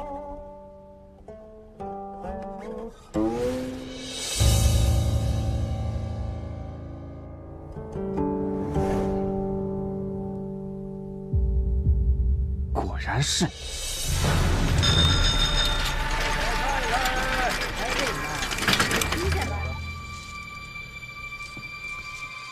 我们之前见过。5年前，你在秦威廉律师家住过，对吧？所以你是秦威廉的儿子，秦火乐。江州的名流，基本上我都打过交道，但也不过是逢场作戏。我跟你父亲并不熟，公子无论所问何事，怕是都找错人了。不熟？一个男人会为了不熟的人去顶罪，即使要行刑了，还包庇着犯人。老板娘，你眼睁睁地看着这一切，太无情无义了吧？听不懂你在说什么。怎么开的车？啊，宋河，你怎么在这儿？小凡，快，送我去居上方。啊，哦。胖金、朱更生、萧千策，都是一刀毙命，身上没有其他伤口，说明凶手刀法精准，而你的刀法就很娴熟，力道极强。我是个厨娘，这不是应该的吗？可吊胶，只有居上方才有的卖。居上方开了这么久，卖出去了不少吊胶，谁知道凶手是从哪儿拿的呢？现在我明白了。为什么那天我们来查吊胶的时候，你会那么紧张，还刻意撒谎？你很会编故事，但这都是你的想象。所有的线索都指向你，你跟这个案子逃离不开干系。而我爸用生命包庇的那个人，就是你。警察局已经盖棺定论，秦威廉就是真凶。为什么你总要说他在包庇别人？难道就因为他是你爸？你杀了那么多人，警察却一直没有找上你，你知道为什么吗？因为我父亲每一次都用白漆去覆盖你那个吊胶。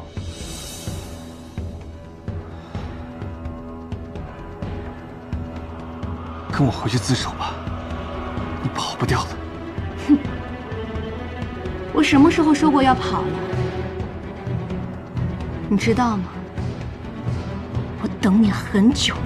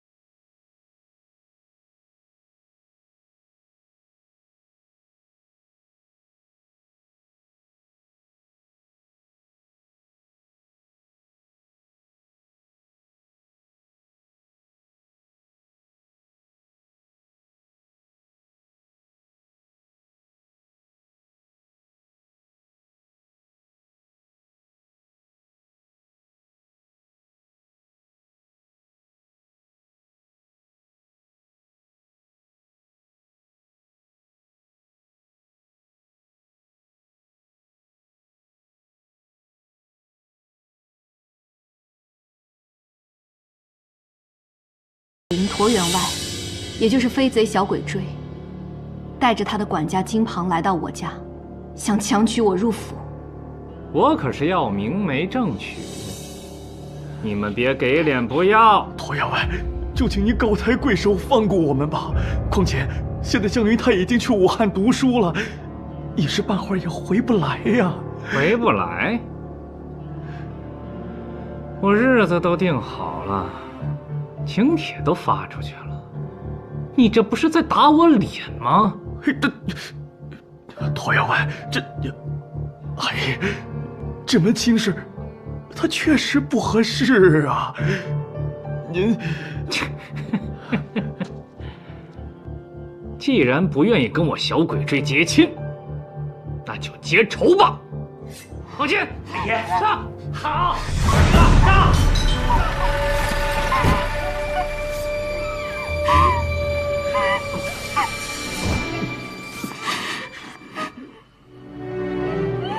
我和小六去公署报官，当时的承审萧千策答应帮我主持公道，他让小六留在公署录口供，却把我带到了他自己家里，跟我说小鬼追如果知道我还活着，一定会杀我灭口，让我留在他家保全性命。当时我还以为自己遇到了清官，我真是太天真了。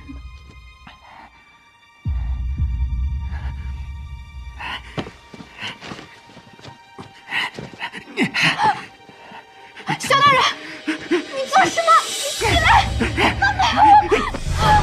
萧大人！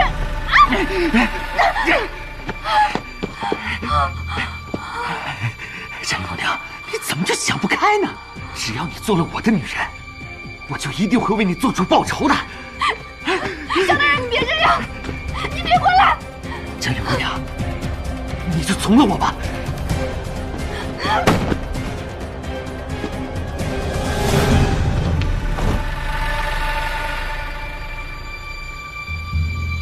给脸不要脸，真是晦气！实话告诉你，你要告的驼员外是我多年的好友，我怎么会帮你翻案呢？做梦！也许是我家人在庇佑着我，我没有死。清醒之后，我连夜逃出了萧千策家。萧千策不是个东西，罪该万死。后来，我想尽办法告到了知事朱更生那里。他是当时江州最大的官儿，听了我的事情后，立刻叫人逮捕了小鬼追。我以为这次我全家的冤情终于得以伸张了，可是，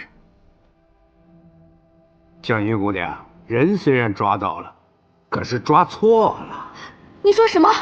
驼员外并没有杀你的家人呢。我和小六亲眼看着他杀了我全家，他就算杀成灰，我也能认出来。你是受害者家属，小六是你家家丁，你俩的证词，这叫本官如何定案呢？案发当日，驼员外在家里与友人下棋，一步也没有走出书房。那他又有谁给他作证？本官可以作证，那天跟驼员外下棋的就是本官。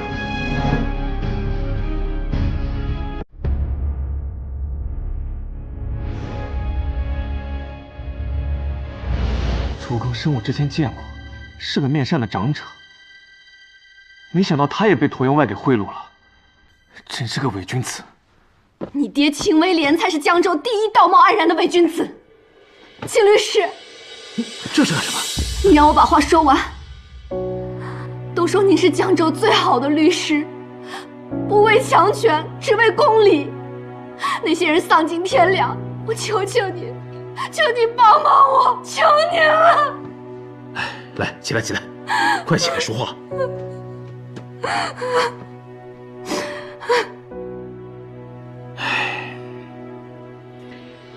让凶手受到法律的制裁，让受害者得到公平的对待，这是律师应尽的责任。你这个案子，我接了。接下来发生的事，你应该想得到吧？我爸绝不会和那些人一样，他说过要帮你的，就一定会帮你。当然不一样，因为他比那些人更可恨。我听说，秦威廉是留洋博士，打官司的律师费是很贵的。当时我身无分文，已然走到了这一步。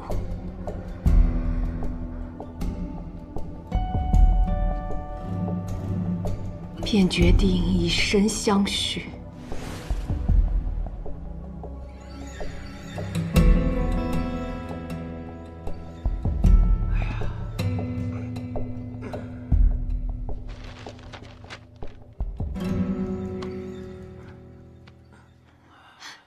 金律师，我知道这件事不容易，江云没有什么能感谢你的。我愿以身相许。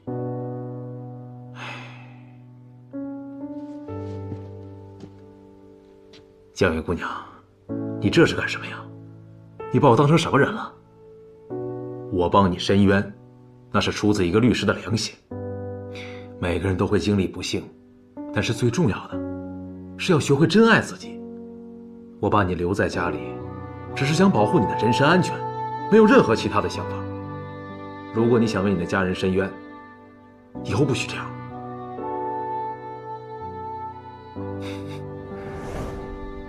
原来是这样，看来是我误会他了。可我爸是个好人，你为什么这么恨他？在我最绝望的时候，他给了我希望，让我对这个世道生出了最后一丝幻想。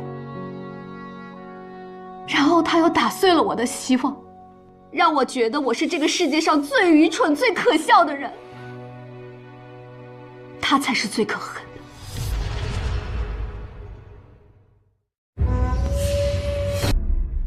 可我爸是个好人，你为什么这么恨他？在我最绝望的时候，他给了我希望，让我对这个世道生出了最后一丝幻想。然后他又打碎了我的希望，让我觉得我是这个世界上最愚蠢、最可笑的人。他才是最可恨的。我不同意你这个说法，我爸和那些人不一样。没什么不一样。秦威廉帮我打输官司那一年，我把房产卖了，离开了江州，一走就是4年。直到1年前，我再次回到江州，开了这家居上坊。来，哎呀，这边请。最近听说江州新开了家馆子，对，这老板娘是貌若天仙呐。今儿个我就要好好开开眼。来，同学们，同学们，里边请。哟，怎么这么个装扮呀？同学们，我们家老板娘想要在江州混下去，必须得拜您这码头。所以说，就请您来尝尝鲜。好，这个来劲儿，我喜欢。请快，好员外都到了，快来给买酒。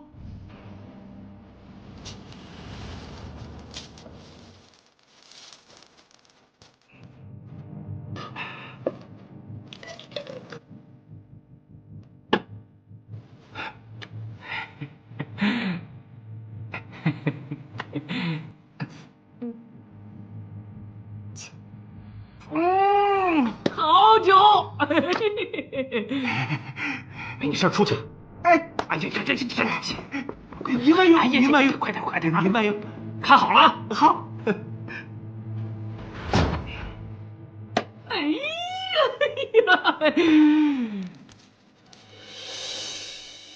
哎呀，新娘子这么着急啊？那新郎官儿来好好伺候你啊！哎呀，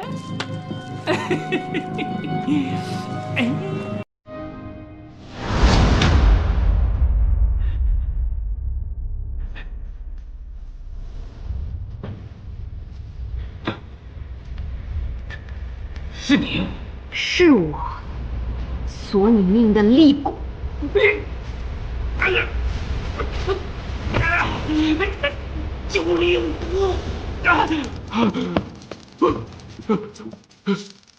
我全家4口人命，你一个人抵不了。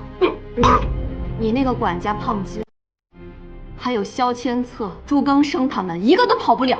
没想到，老子在你的手里。别忘了，还有你请的那个律师。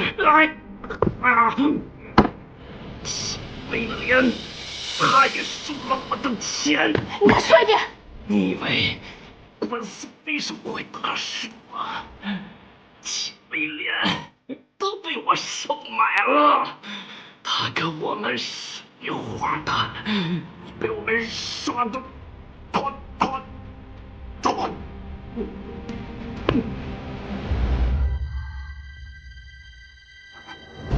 现在你还觉得秦威廉不该死吗？我大概听明白了。我向你保证，我爸绝对不会收小鬼追的钱。你拿什么保证？你以为我还会相信你们父子吗？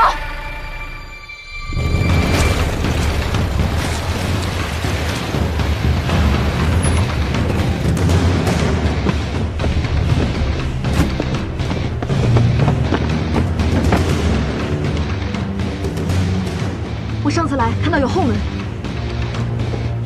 就这儿。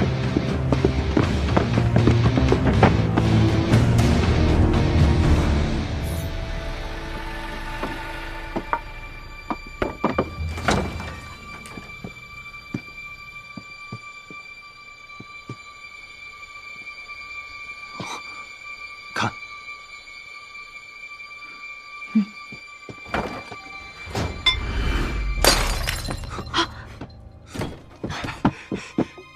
云姐，楼下有动静，我去看看。别动！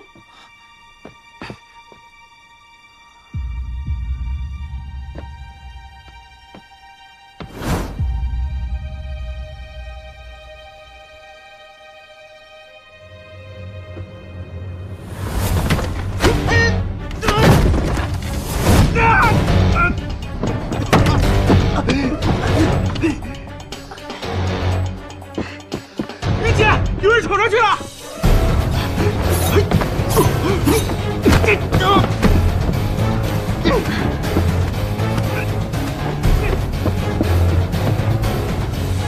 小韩，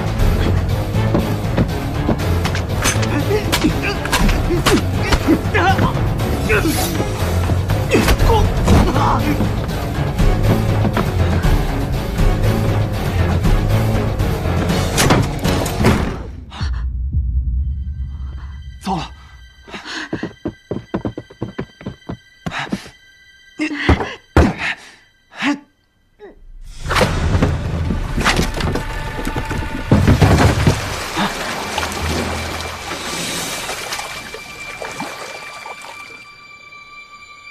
是童游。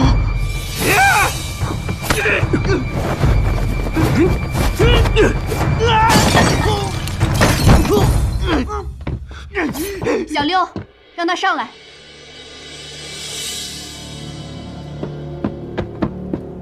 别动，把枪放下。你在干什么？秦威廉的儿子和那个女孩都在阁楼里，你敢开枪，我就把这油碾点着，烧死他们。别冲动！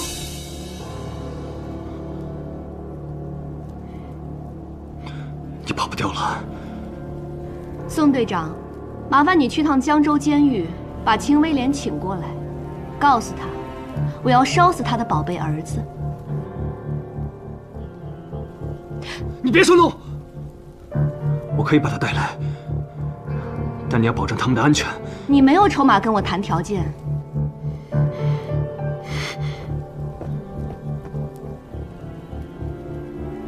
去看着点。江源姑娘，我知道你在下面，这事与小凡无关，是你和我父子俩的恩怨。放小凡出去，我由你处置。江源姑娘，江源姑娘，你别喊了，他应该不会听你的。苏荷在下面，肯定会想办法救我们的。苏江云不是好对付的，我怕他还有更大的计划。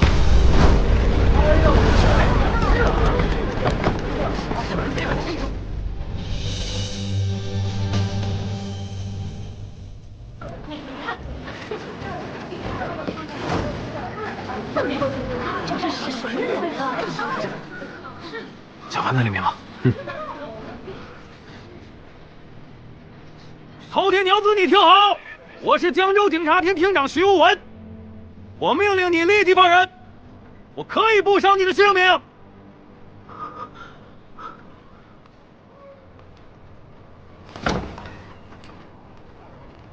民警说了，其他人不许靠近，让秦威廉一个人进来，否则立即点火。放肆！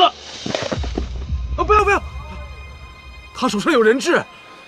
宋队长，你带我进去吧。厅长，现在饕餮娘子情绪不太稳定，如果我们贸然行动，她恐怕会伤害到他们俩。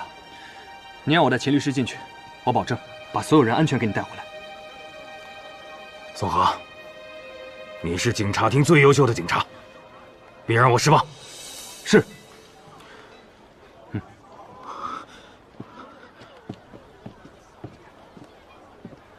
秦威廉我带过来了，显示了足够的诚意。现在，请拿出来你们的一些诚意，请他出来说话。宋队长，请您不要伤害江玉姑娘。好啊，出去也好。这会不会有诈？不是还有2桶桐油吗？全部用上。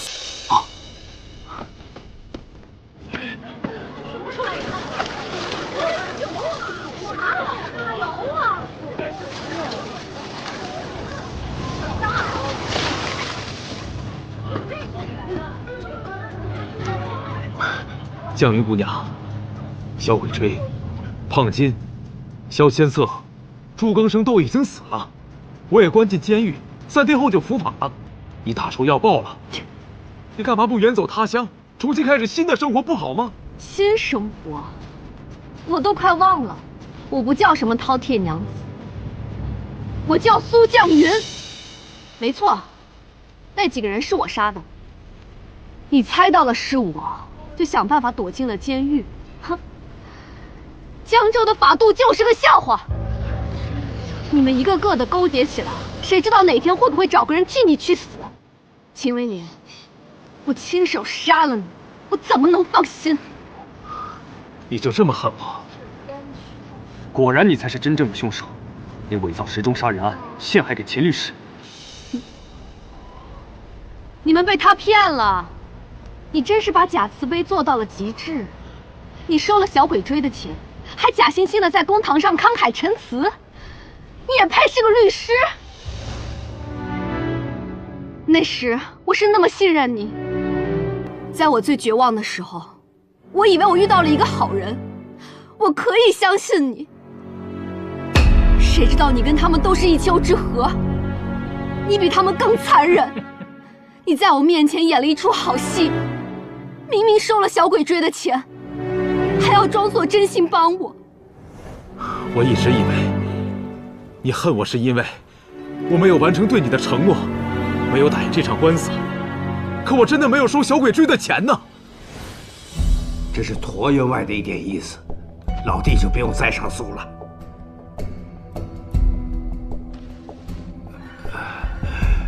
对了，这椭员外是谁呀？是小鬼追。他身上有多少条人命，你我都清楚。他现在不还活得好好的吗？好看的姑娘有的是，你何必去惹他这一身骚呢？朱更生，你我从今以后老死不相往来，请。秦威廉，东西我放这儿了，你自个儿瞧着办。骗子！我在你家的时候见过朱更生，那个时候我问你，你就骗了我。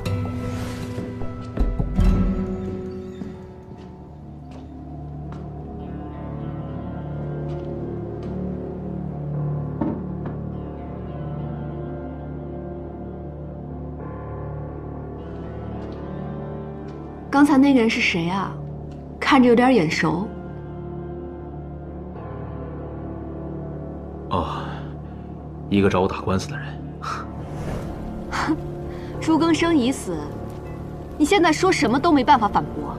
官司输了以后，你悄悄离开我家，我只当是你在怪我。我还担心你做出傻事，当我打听到你卖出了祖宅，远走他乡，我心里还有点安慰，至少你没有性命的危险。直到几个月以前，老爷，今天的报纸。直到那天我看到报纸上小鬼锥被摆成人体时钟的样子，我就知道是你做的，你是在报复我。那段时间，江州2大新闻，一个是督军府人体时钟案，另一个就是新开的居上坊老板娘是一位貌似天仙的美厨娘。冥冥之中，我觉得这2件事有着一种莫名的联系，于是我偷偷来到这里。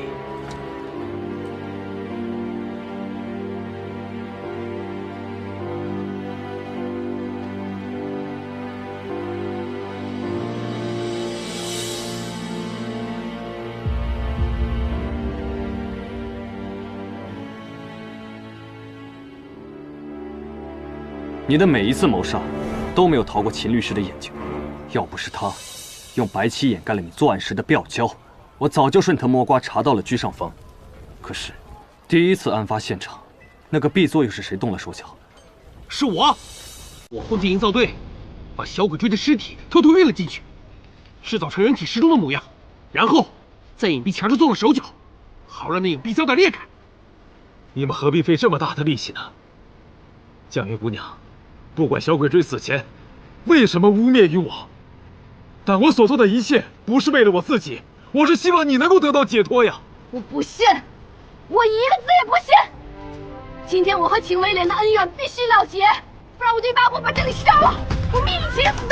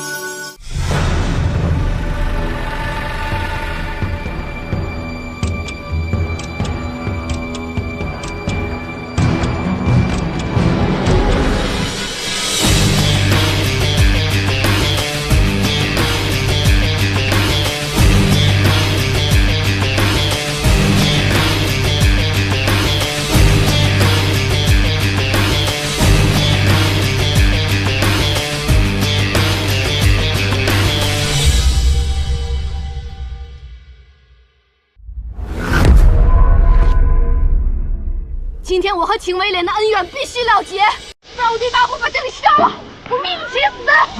不要！了结。好，我在这里。来，你想怎么了结？我绝不反抗。秦律师，宋队长，这是我跟绛云姑娘之间的恩怨，请你不要干涉。你是个好姑娘，我知道走到今天这一步都是形势所逼，但我也知道你会放了火乐和小凡，对吗？闭嘴！秦威廉，我要让你亲眼看着你儿子死在你面前。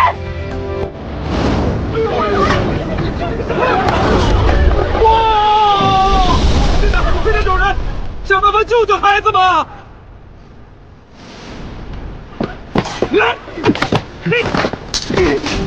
来人！走好！我们在这儿呢！妈，我们在这儿！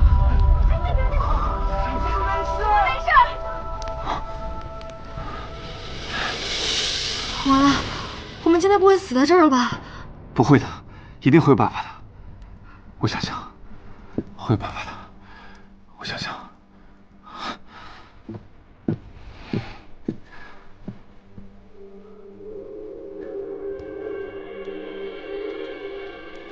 侦探小说里，大部分的密室都设置在地下，一个阁楼就想把人留住，这不胡扯吗？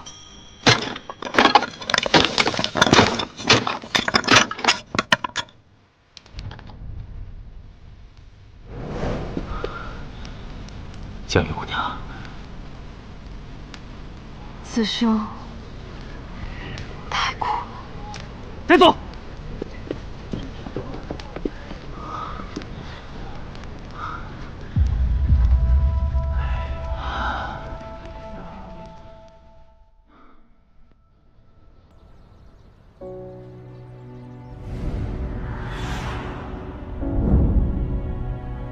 法理审判结果无可改变，杀人重罪不可赦免，但所有人都受到了应有的惩罚，这样你也许会宽慰点。现在，你该相信他了吧？不信。你不敢信？你不懂。其实，你真的喜欢过他吧？所以才会在遭到背叛的时候那么愤怒。我有一样东西要给你。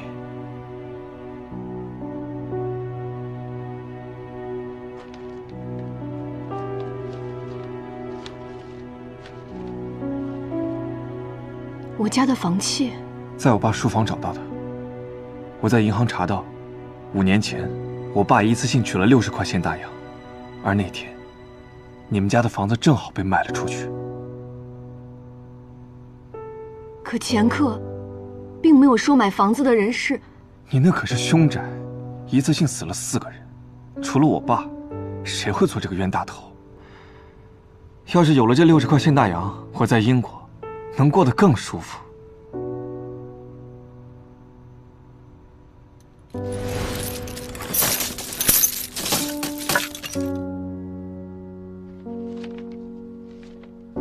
这是什么？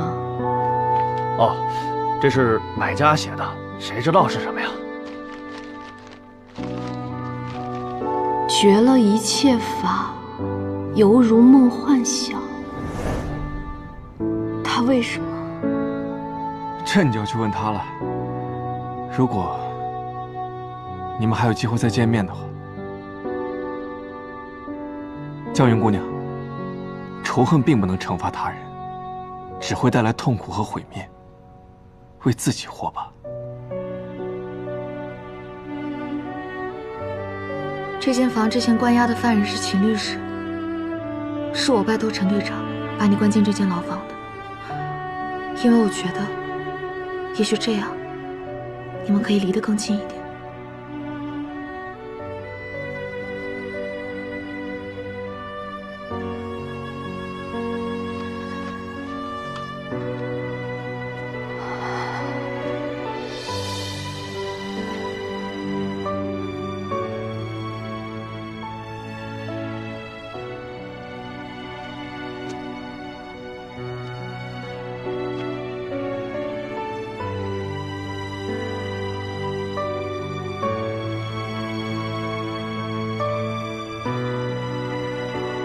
云何应住？云何降服其心？绝了一切法，犹如梦幻想。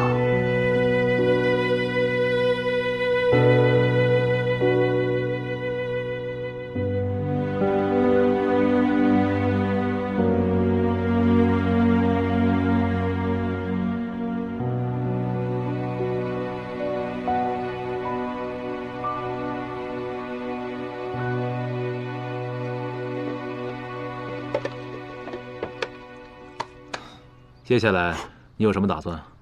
这话呀，这话我应该反过来问您。哎呀，审判庭因我之罪，判我在这里啊，做义工1年，每天3小时。其实想想也好，可以帮助这里的犯人，总比在家里无所事事的强。您是真不打算接着做律师了？想，但不是眼下的江州。对了，你还没回答我的问题呢。我呀，我想留下来陪你。陪我？啊？我还不了解你啊！自从破了那个炸弹的案子，你的心思全在侦缉队，对不对？知子莫若父啊！哎，也好，你的案呢，我不管，可别惹出什么乱子啊！另外，一定要注意安全。知道了吧？谢谢您的理解。行了，回去吧，别在我这晃悠。好嘞，走了吧。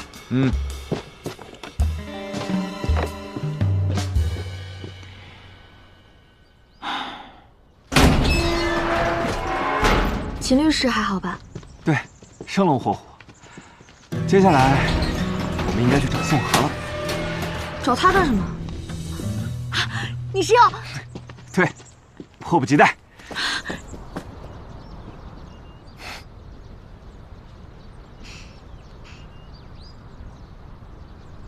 那队长，这可是江州百姓送给你的。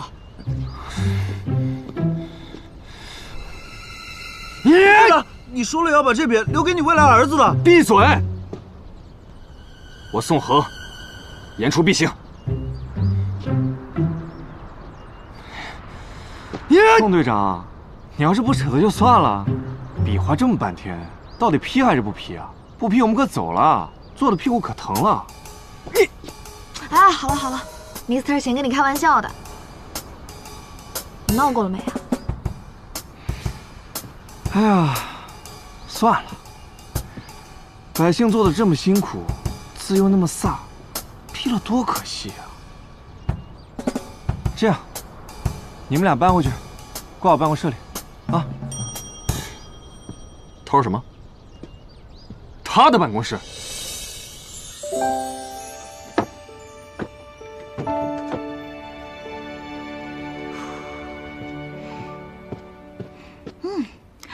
哎，毛帅，你那边再高一点。哎，好嘞。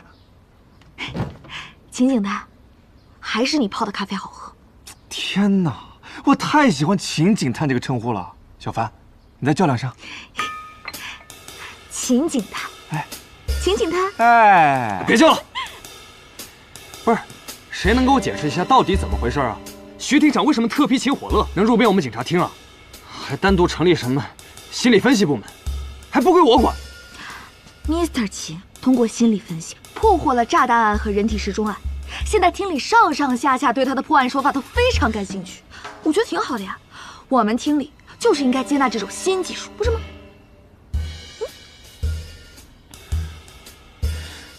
说，你用了什么诡计令？雷司令不是说想报答我吗？虽然我没有同意，但是我请他帮了我另外一个忙。加入警察厅。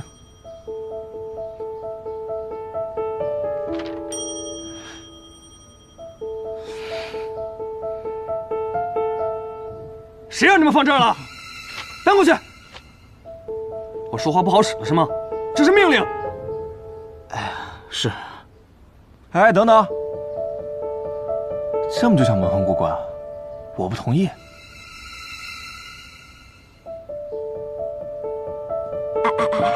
哎呀，哎呦，这还不好办吗？先把东西放我那儿，我替你保管着。1年后的今天，再对2位的成绩进行考核，到时候自然不就知道该放谁那儿了吗？怎么样？一言为定。奉陪到底。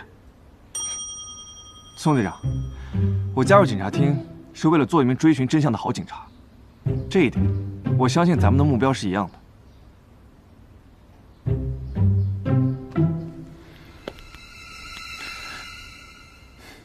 欢迎你加入警察厅，我们以后再见分晓。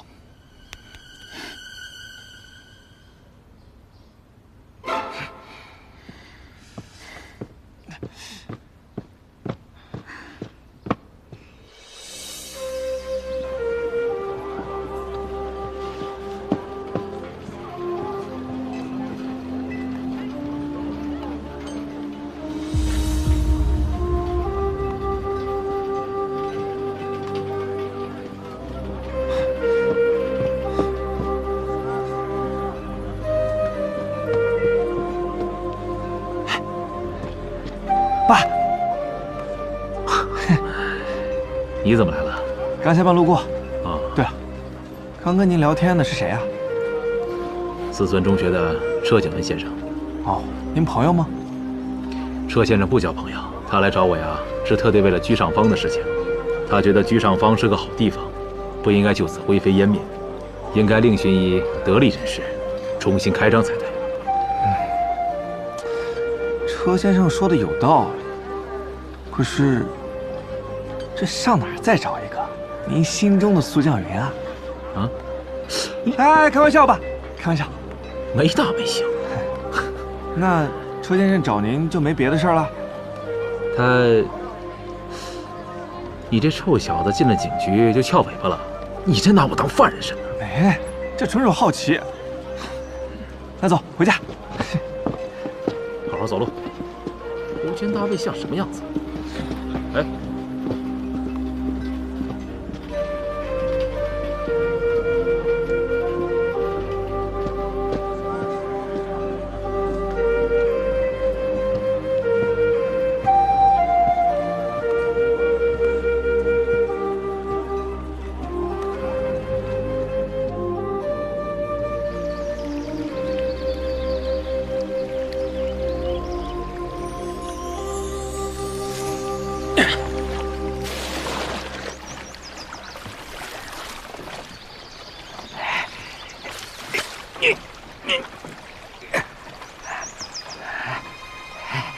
莫非捞到了什么宝贝？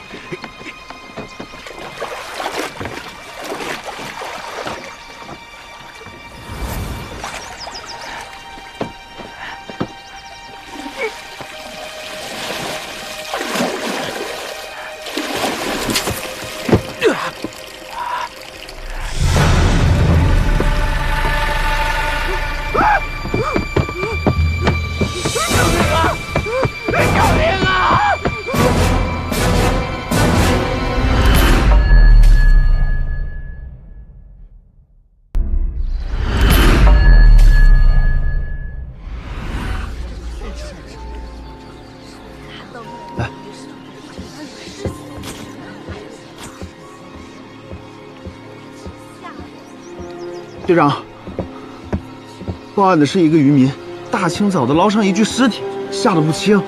死者被装在了一个红旗灯笼里，就跟催命灯笼里描写的一模一样，邪门极了。什么灯笼？催命灯笼啊！你没看过那个霍清新的小说啊？他是江州最有名的小说家，写了好几本特别畅销的探案小说，我们都看过，确实挺吓人的。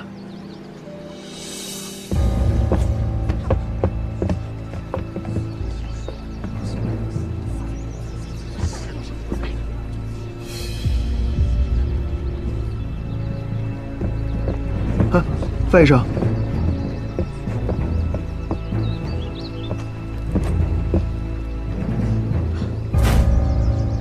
车先生，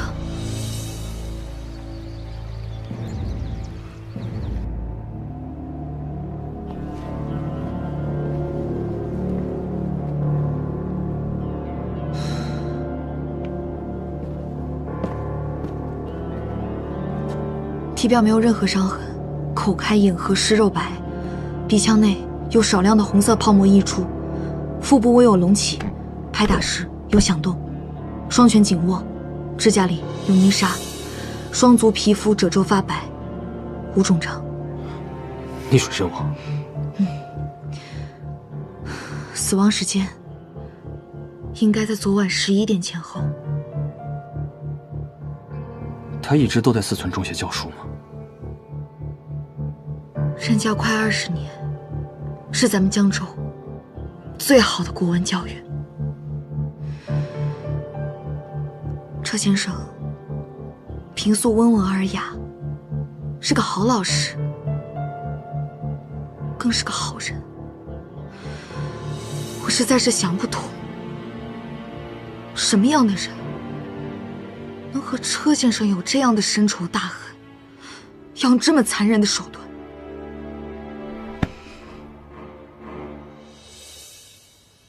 你还知不知道车先生什么别的情况？或许可以给我们提供线索。其实3天前，我见过车先生一面。那天是车先生的生日。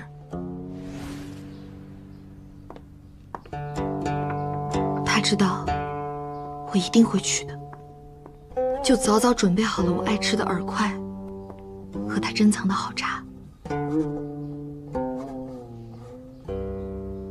车先生的古琴弹得很好，我最喜欢他那首《欧陆忘机》。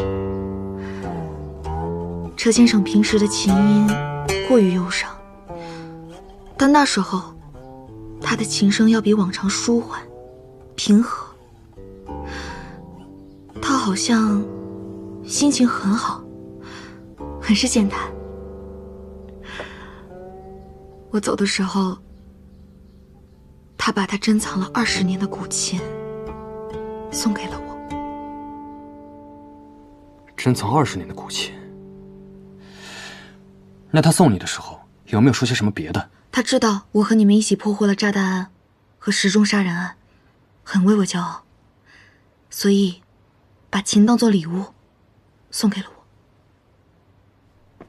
队长，队长，书没找着。什么？不是，你听我解释，咱们江州的乡亲们都太好奇了，一听说车景文的死法跟书里写的一模一样，转眼就把那书给买空了，就连那租书的小摊他们都没放过。那本书的作者叫什么来着？霍清新。去查他住在哪儿，咱们去找他。是。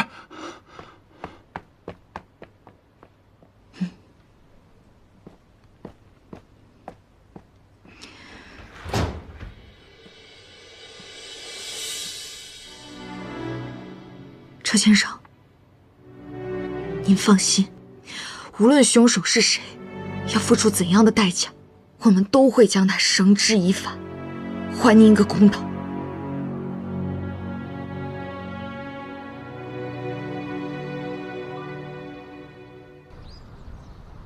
福叔，福叔，我回来了。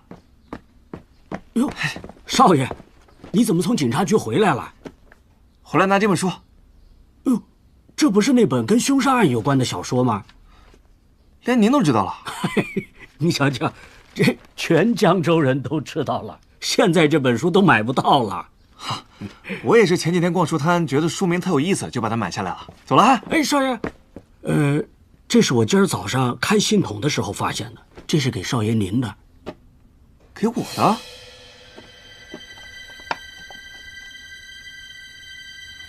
谁送的？少爷，这我就不知道了，兴许是你朋友吧。好嘞，谢了，福叔，我走了啊。哎，拜拜，少爷慢走啊。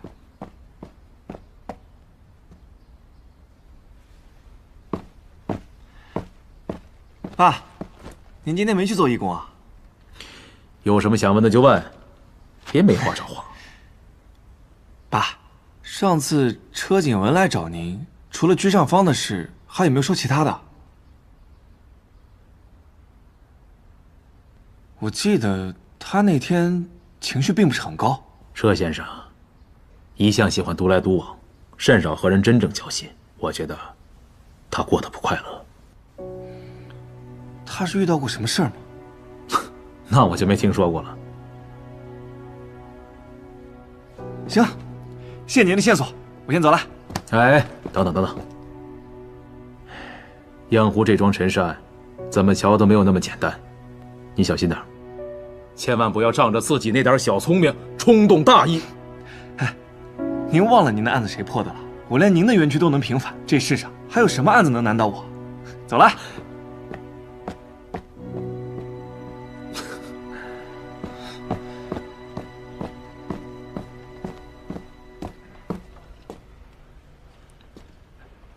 陈正，Mr. 秦，你找我们宋队长？对，他人呢？他和大毛去找霍清新了。这么重要的事不叫上我？喂，老张，我跟你说啊，你现在赶紧把库存全部都销毁了，只印典藏本，价格提高它2倍。我可告诉你，这是一次千载难逢的机会。什么？别扯了，我就问你想不想赚钱？那好，你现在就按照我说的做，另外再出个布告，每人限购1本。本人概不售书《催命灯笼典藏本》正在加印，即将由江州书局发售，敬请关注。加印还典藏本，这不趁火打劫吗？这叫审时度势。消息够灵通的，宋队长，你也太不够意思了吧？查案不叫我。你的任务是协助侦缉队办案，知道“协助”这个词的意思吗？就是需要你的时候才会叫你，不需要你的时候，在警察厅给我好好待着。我觉得呀，你现在就需要帮忙。你不会真以为我们警察厅除了你以外没人会破案了吧？那你没回来之前，我们不是都好好的办着案的吗？宋队长，可找到您了。我正在巡街，龙昌街口王裁缝说，有人光天化日闯到他店中，持刀抢劫，他夫妻2人与凶手搏斗，他媳妇不幸被掐死了，凶手逃走了。大毛，去看看。是。等等，你刚刚说是这王裁缝自己报的警？对啊。他受伤没有？受了点轻伤。给你们个建议，不妨查查这王裁缝自己有没有犯罪动机。不是 ，Mr. 秦。我没明白你什么意思，这跟王裁缝有什么关系？假如你是那个持刀入室的抢劫犯，面对的就是我们俩，你会先对谁下手？那肯定是队长啊！我明白了，凶手应该先制服那个对他威胁较大的，但是现在被掐死的是他媳妇，而不是王裁缝，所以这不符合犯罪心理。对，而且更重要的是，扼杀这种手法一般发生在比较亲近的人身上。愣着干什么？听故事呢，快去！是。你说我费尽心思进警察厅是为了什么？就是为了跟宋队长查案，为江州除害。宋队长，你可不能辜负我一番好意啊！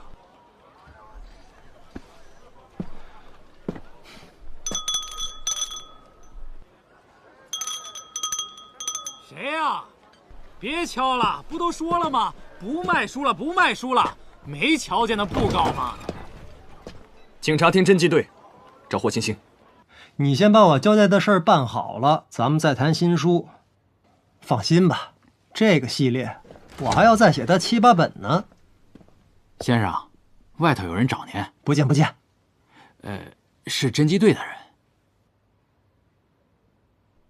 老张，今天先这样啊，我这有客人。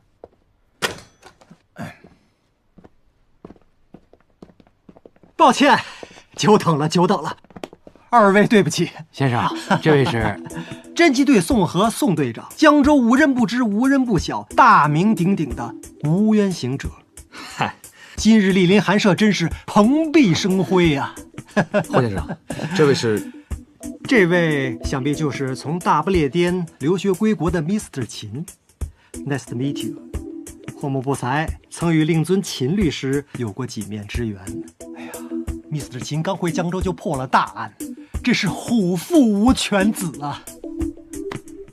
老海，哎，去给 Mr. 秦煮杯 coffee。好的，先生，拿哪一种？废话 ，Mr. 秦都来了，当然是我书房柜子里的珍藏。好的，先生。哦，对了，宋队长，请问您想喝点什么？我不渴。请坐，请坐。霍先生，车景文的事，想必你也听说了吧？我到现在都不愿意相信这是真的。景文他是个好人，怎么会有人和他结仇呢？还要用我书里的方式，残忍地杀害了他。你跟他很熟吗？没错，我在没有写小说之前，也在四村中学做教员。我俩是多年的同僚。你辞去教职以后，还跟他有联系吗？有是有，不过不太频繁，今年就更少了。景文他这个人，好像不太喜欢与人来往，当然也怪我，每天有写不完的稿子。那你最后一次跟他联系是什么时候？最后一次，我想想啊，最后，宋队长，你不会怀疑是我吧？没错，那催命灯笼里头湖底沉尸的段落，的确是景文给我提供的建议。这个建议当初他是车景文提供的，算是提供了创意。当然，我也有加以润色。文人圈里知道这件事的人不少。二位，你们别这么看着我呀，我真的没有任何杀害景文的动机。还有，这几天我白天都在家里写稿，晚上整夜都在幻影楼。老海和那几个歌女都可以给我作证。哦，对了，出版社的老张也经常给我打电话，他也可以给我作证。您别误会，我们只是例行问话。先生，谢谢。请。霍先生，不知道您是否方便借我们一本《催命灯笼》？查案要紧，实在是等不到您家印的典藏本了。这个好办，配合办案是我们市民的职责。老海，哎，还不过去拿书，拿2本。好的，先生。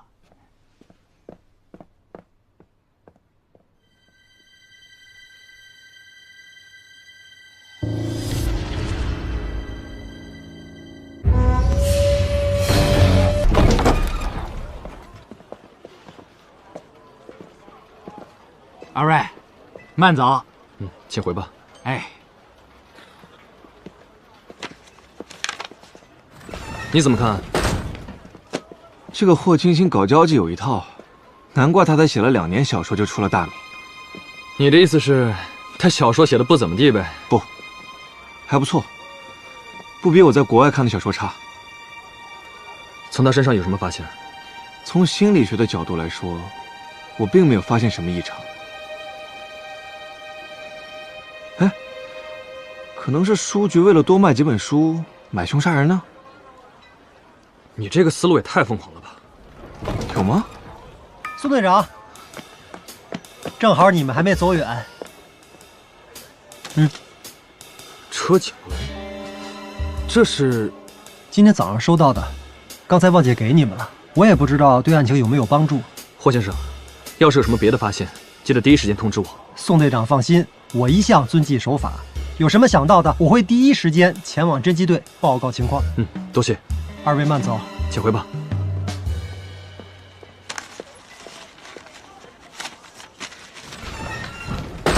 怎么是张白纸啊？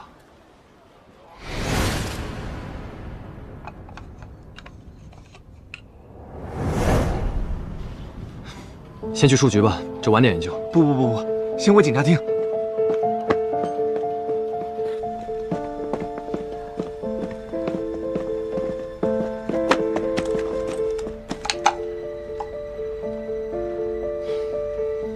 这什么东西啊？果然不是你送的。我干什么要送你礼物啊？我在江州，除了你和小凡，就没有什么朋友。今天早上我莫名其妙收到一支笔，现在又出现一封没有内容的信。你说他们之间会不会有某种联系啊？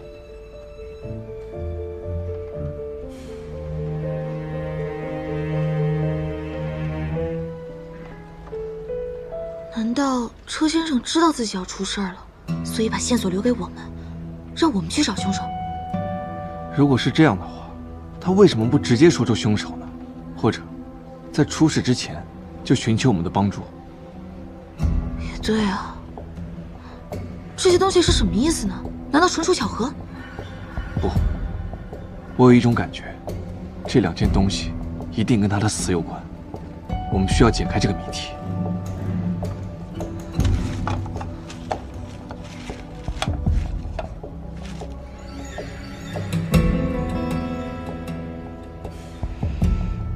什么味道？和信上的味道一样，是桦树汁儿。有没有油灯？我去找。等等，这可以吗？可以。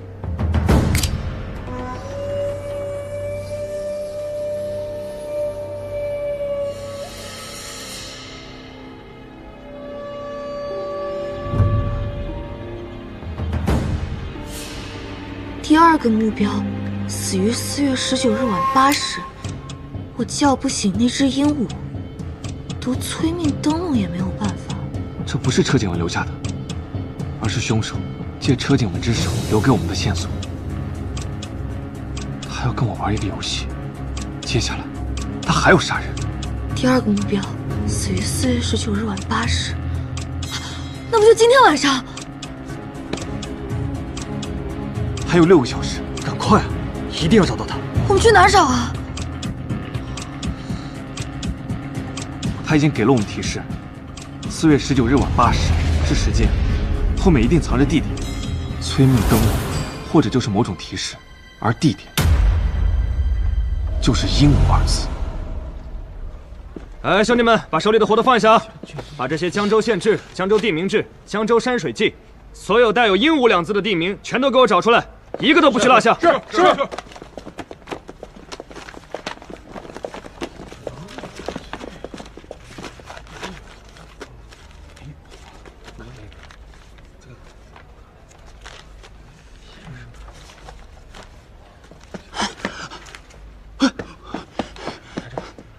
队长，你猜怎么着？先后来又猜对了。我跟你说，就那王裁缝，挣俩糟钱就开始嫌弃自己的糟糠之妻，在外边找了小的不说，还非得跟人家双宿双飞，做什么神仙眷侣，所以才动了杀妻的念头。我就随便吓唬2句，全都招了。咱们这个秦侦探，那真不是白给的，他就光听了几句案情，就猜到了事情的真相。队长，你说咱们以后要有秦侦探，咱还有破不了的案吗？哎，队长，你们这是找什么呢？有什么需要我帮忙的吗？去一趟4村中学，调查一下车景文的情况，越详细越好。是。跑步去。啊？快点儿！看什么看啊？找到了是吧？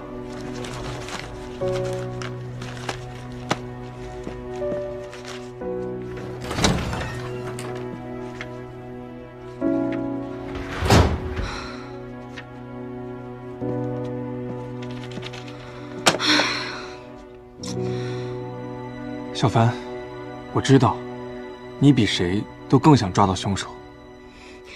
我就是想为车先生做点什么。但越是这种时候，就越不能急躁，因为错误的情绪会带给你错误的记忆。我需要你的帮忙。现在，你要回想一遍3天前见到车先生的所有细节，你还原的越清晰，就越有可能接近真相。来，我陪你一起。闭上眼睛，深呼吸，慢慢的。慢慢去想，3天前，在车先生家里的样子。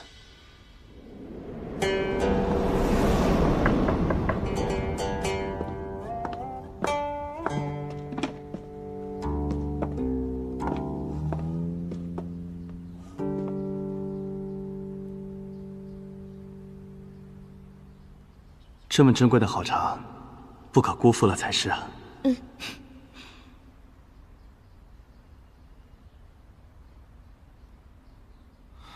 停！怎么？那个茶叶是什么味道？茶的味道？对，没什么特殊啊，就是普通的茶叶。哦，对了，我走的时候，车先生把茶叶送给我了。在哪儿？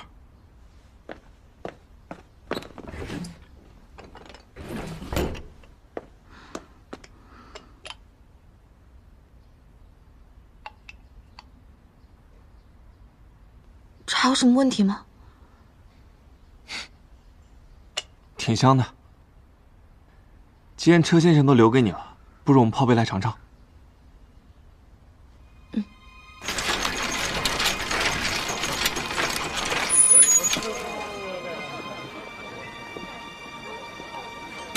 这个小孩子不能看。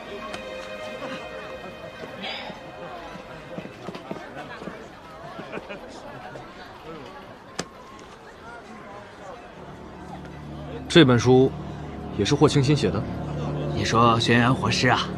这是霍清新的第2本书，算是《催命灯笼》的续集。续集？嗯。主角也是程森吗？哎，是。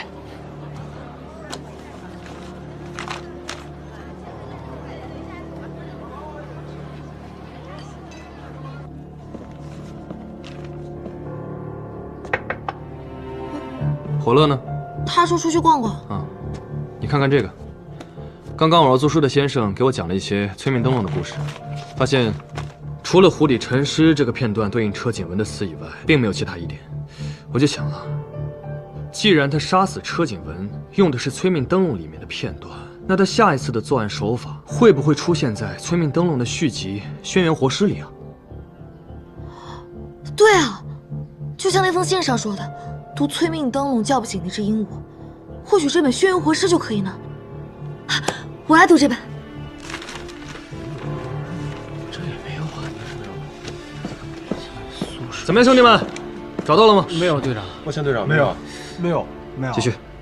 队长，我找到一个地方。这地方叫莺歌岭，鹦鹉不是也叫莺歌吗？不过现在这个地方已经不属于江州的管辖了，早在300年前就划给了宁城。距离多远？在涑水之南，莽山以北。其地人迹罕至，动动不见。好了，不用读了。涑水，为什么？涑水和江州隔了几百里地，你要是凶手，你会带着目标跑那么远，不考虑路上不确定因素吗？队长，那现在怎么办？一定有什么东西被我忽略了。我想想。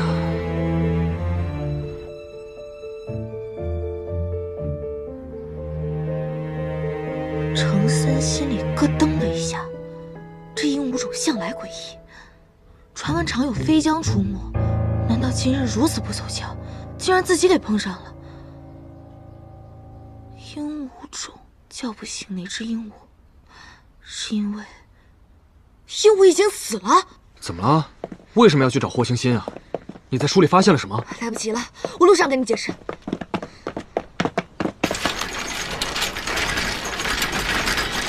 你的意思是，车景文只是凶手杀害的第1个人，他还在继续犯案，并且预告了杀人的时间和地点，线索就藏在轩辕活尸当中。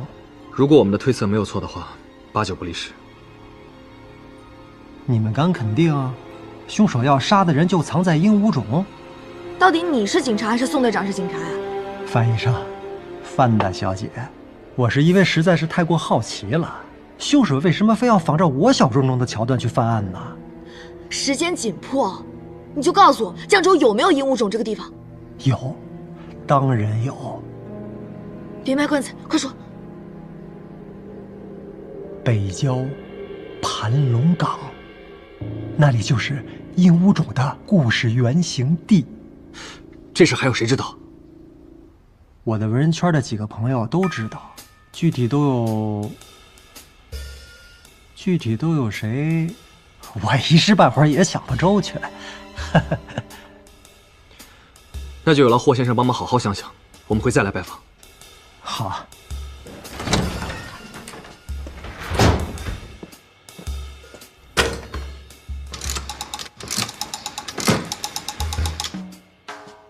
喂，马上给我接江州书局。老张，我跟你说啊，老张，你现在赶紧把轩辕活尸的库存也全部都销毁。我不管你用什么方式，你就是拿去给人擦屁股，我都管不着。总之，明天你要做到没书可卖。废话，当然要再印典藏版了，不然我们拿什么赚钱？行了，新书的事儿我已经有计划了，就不劳你操心了。你只管把我交代的事儿办好了，我们要发财了。哎呀，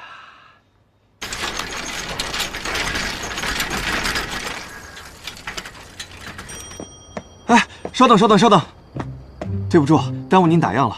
是这样，我想称2两10里香新茶。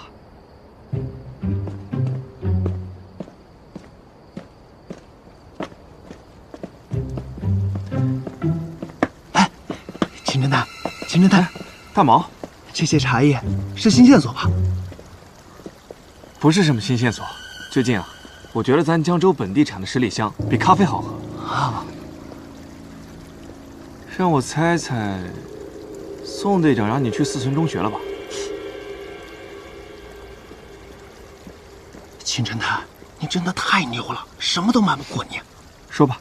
哎，我分别跟校长和老师们了解了一下情况，他们都表示跟这个车景文不熟，说他平时为人冷傲孤僻，几乎不与同僚来往，所以对他的生活也不是特别了解。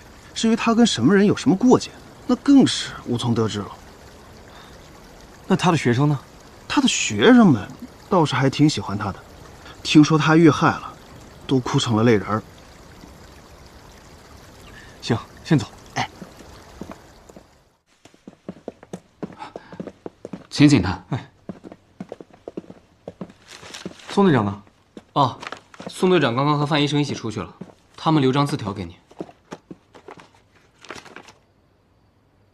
线索在宣阳火石鹦鹉整章节，我们去找霍星星了。糟了！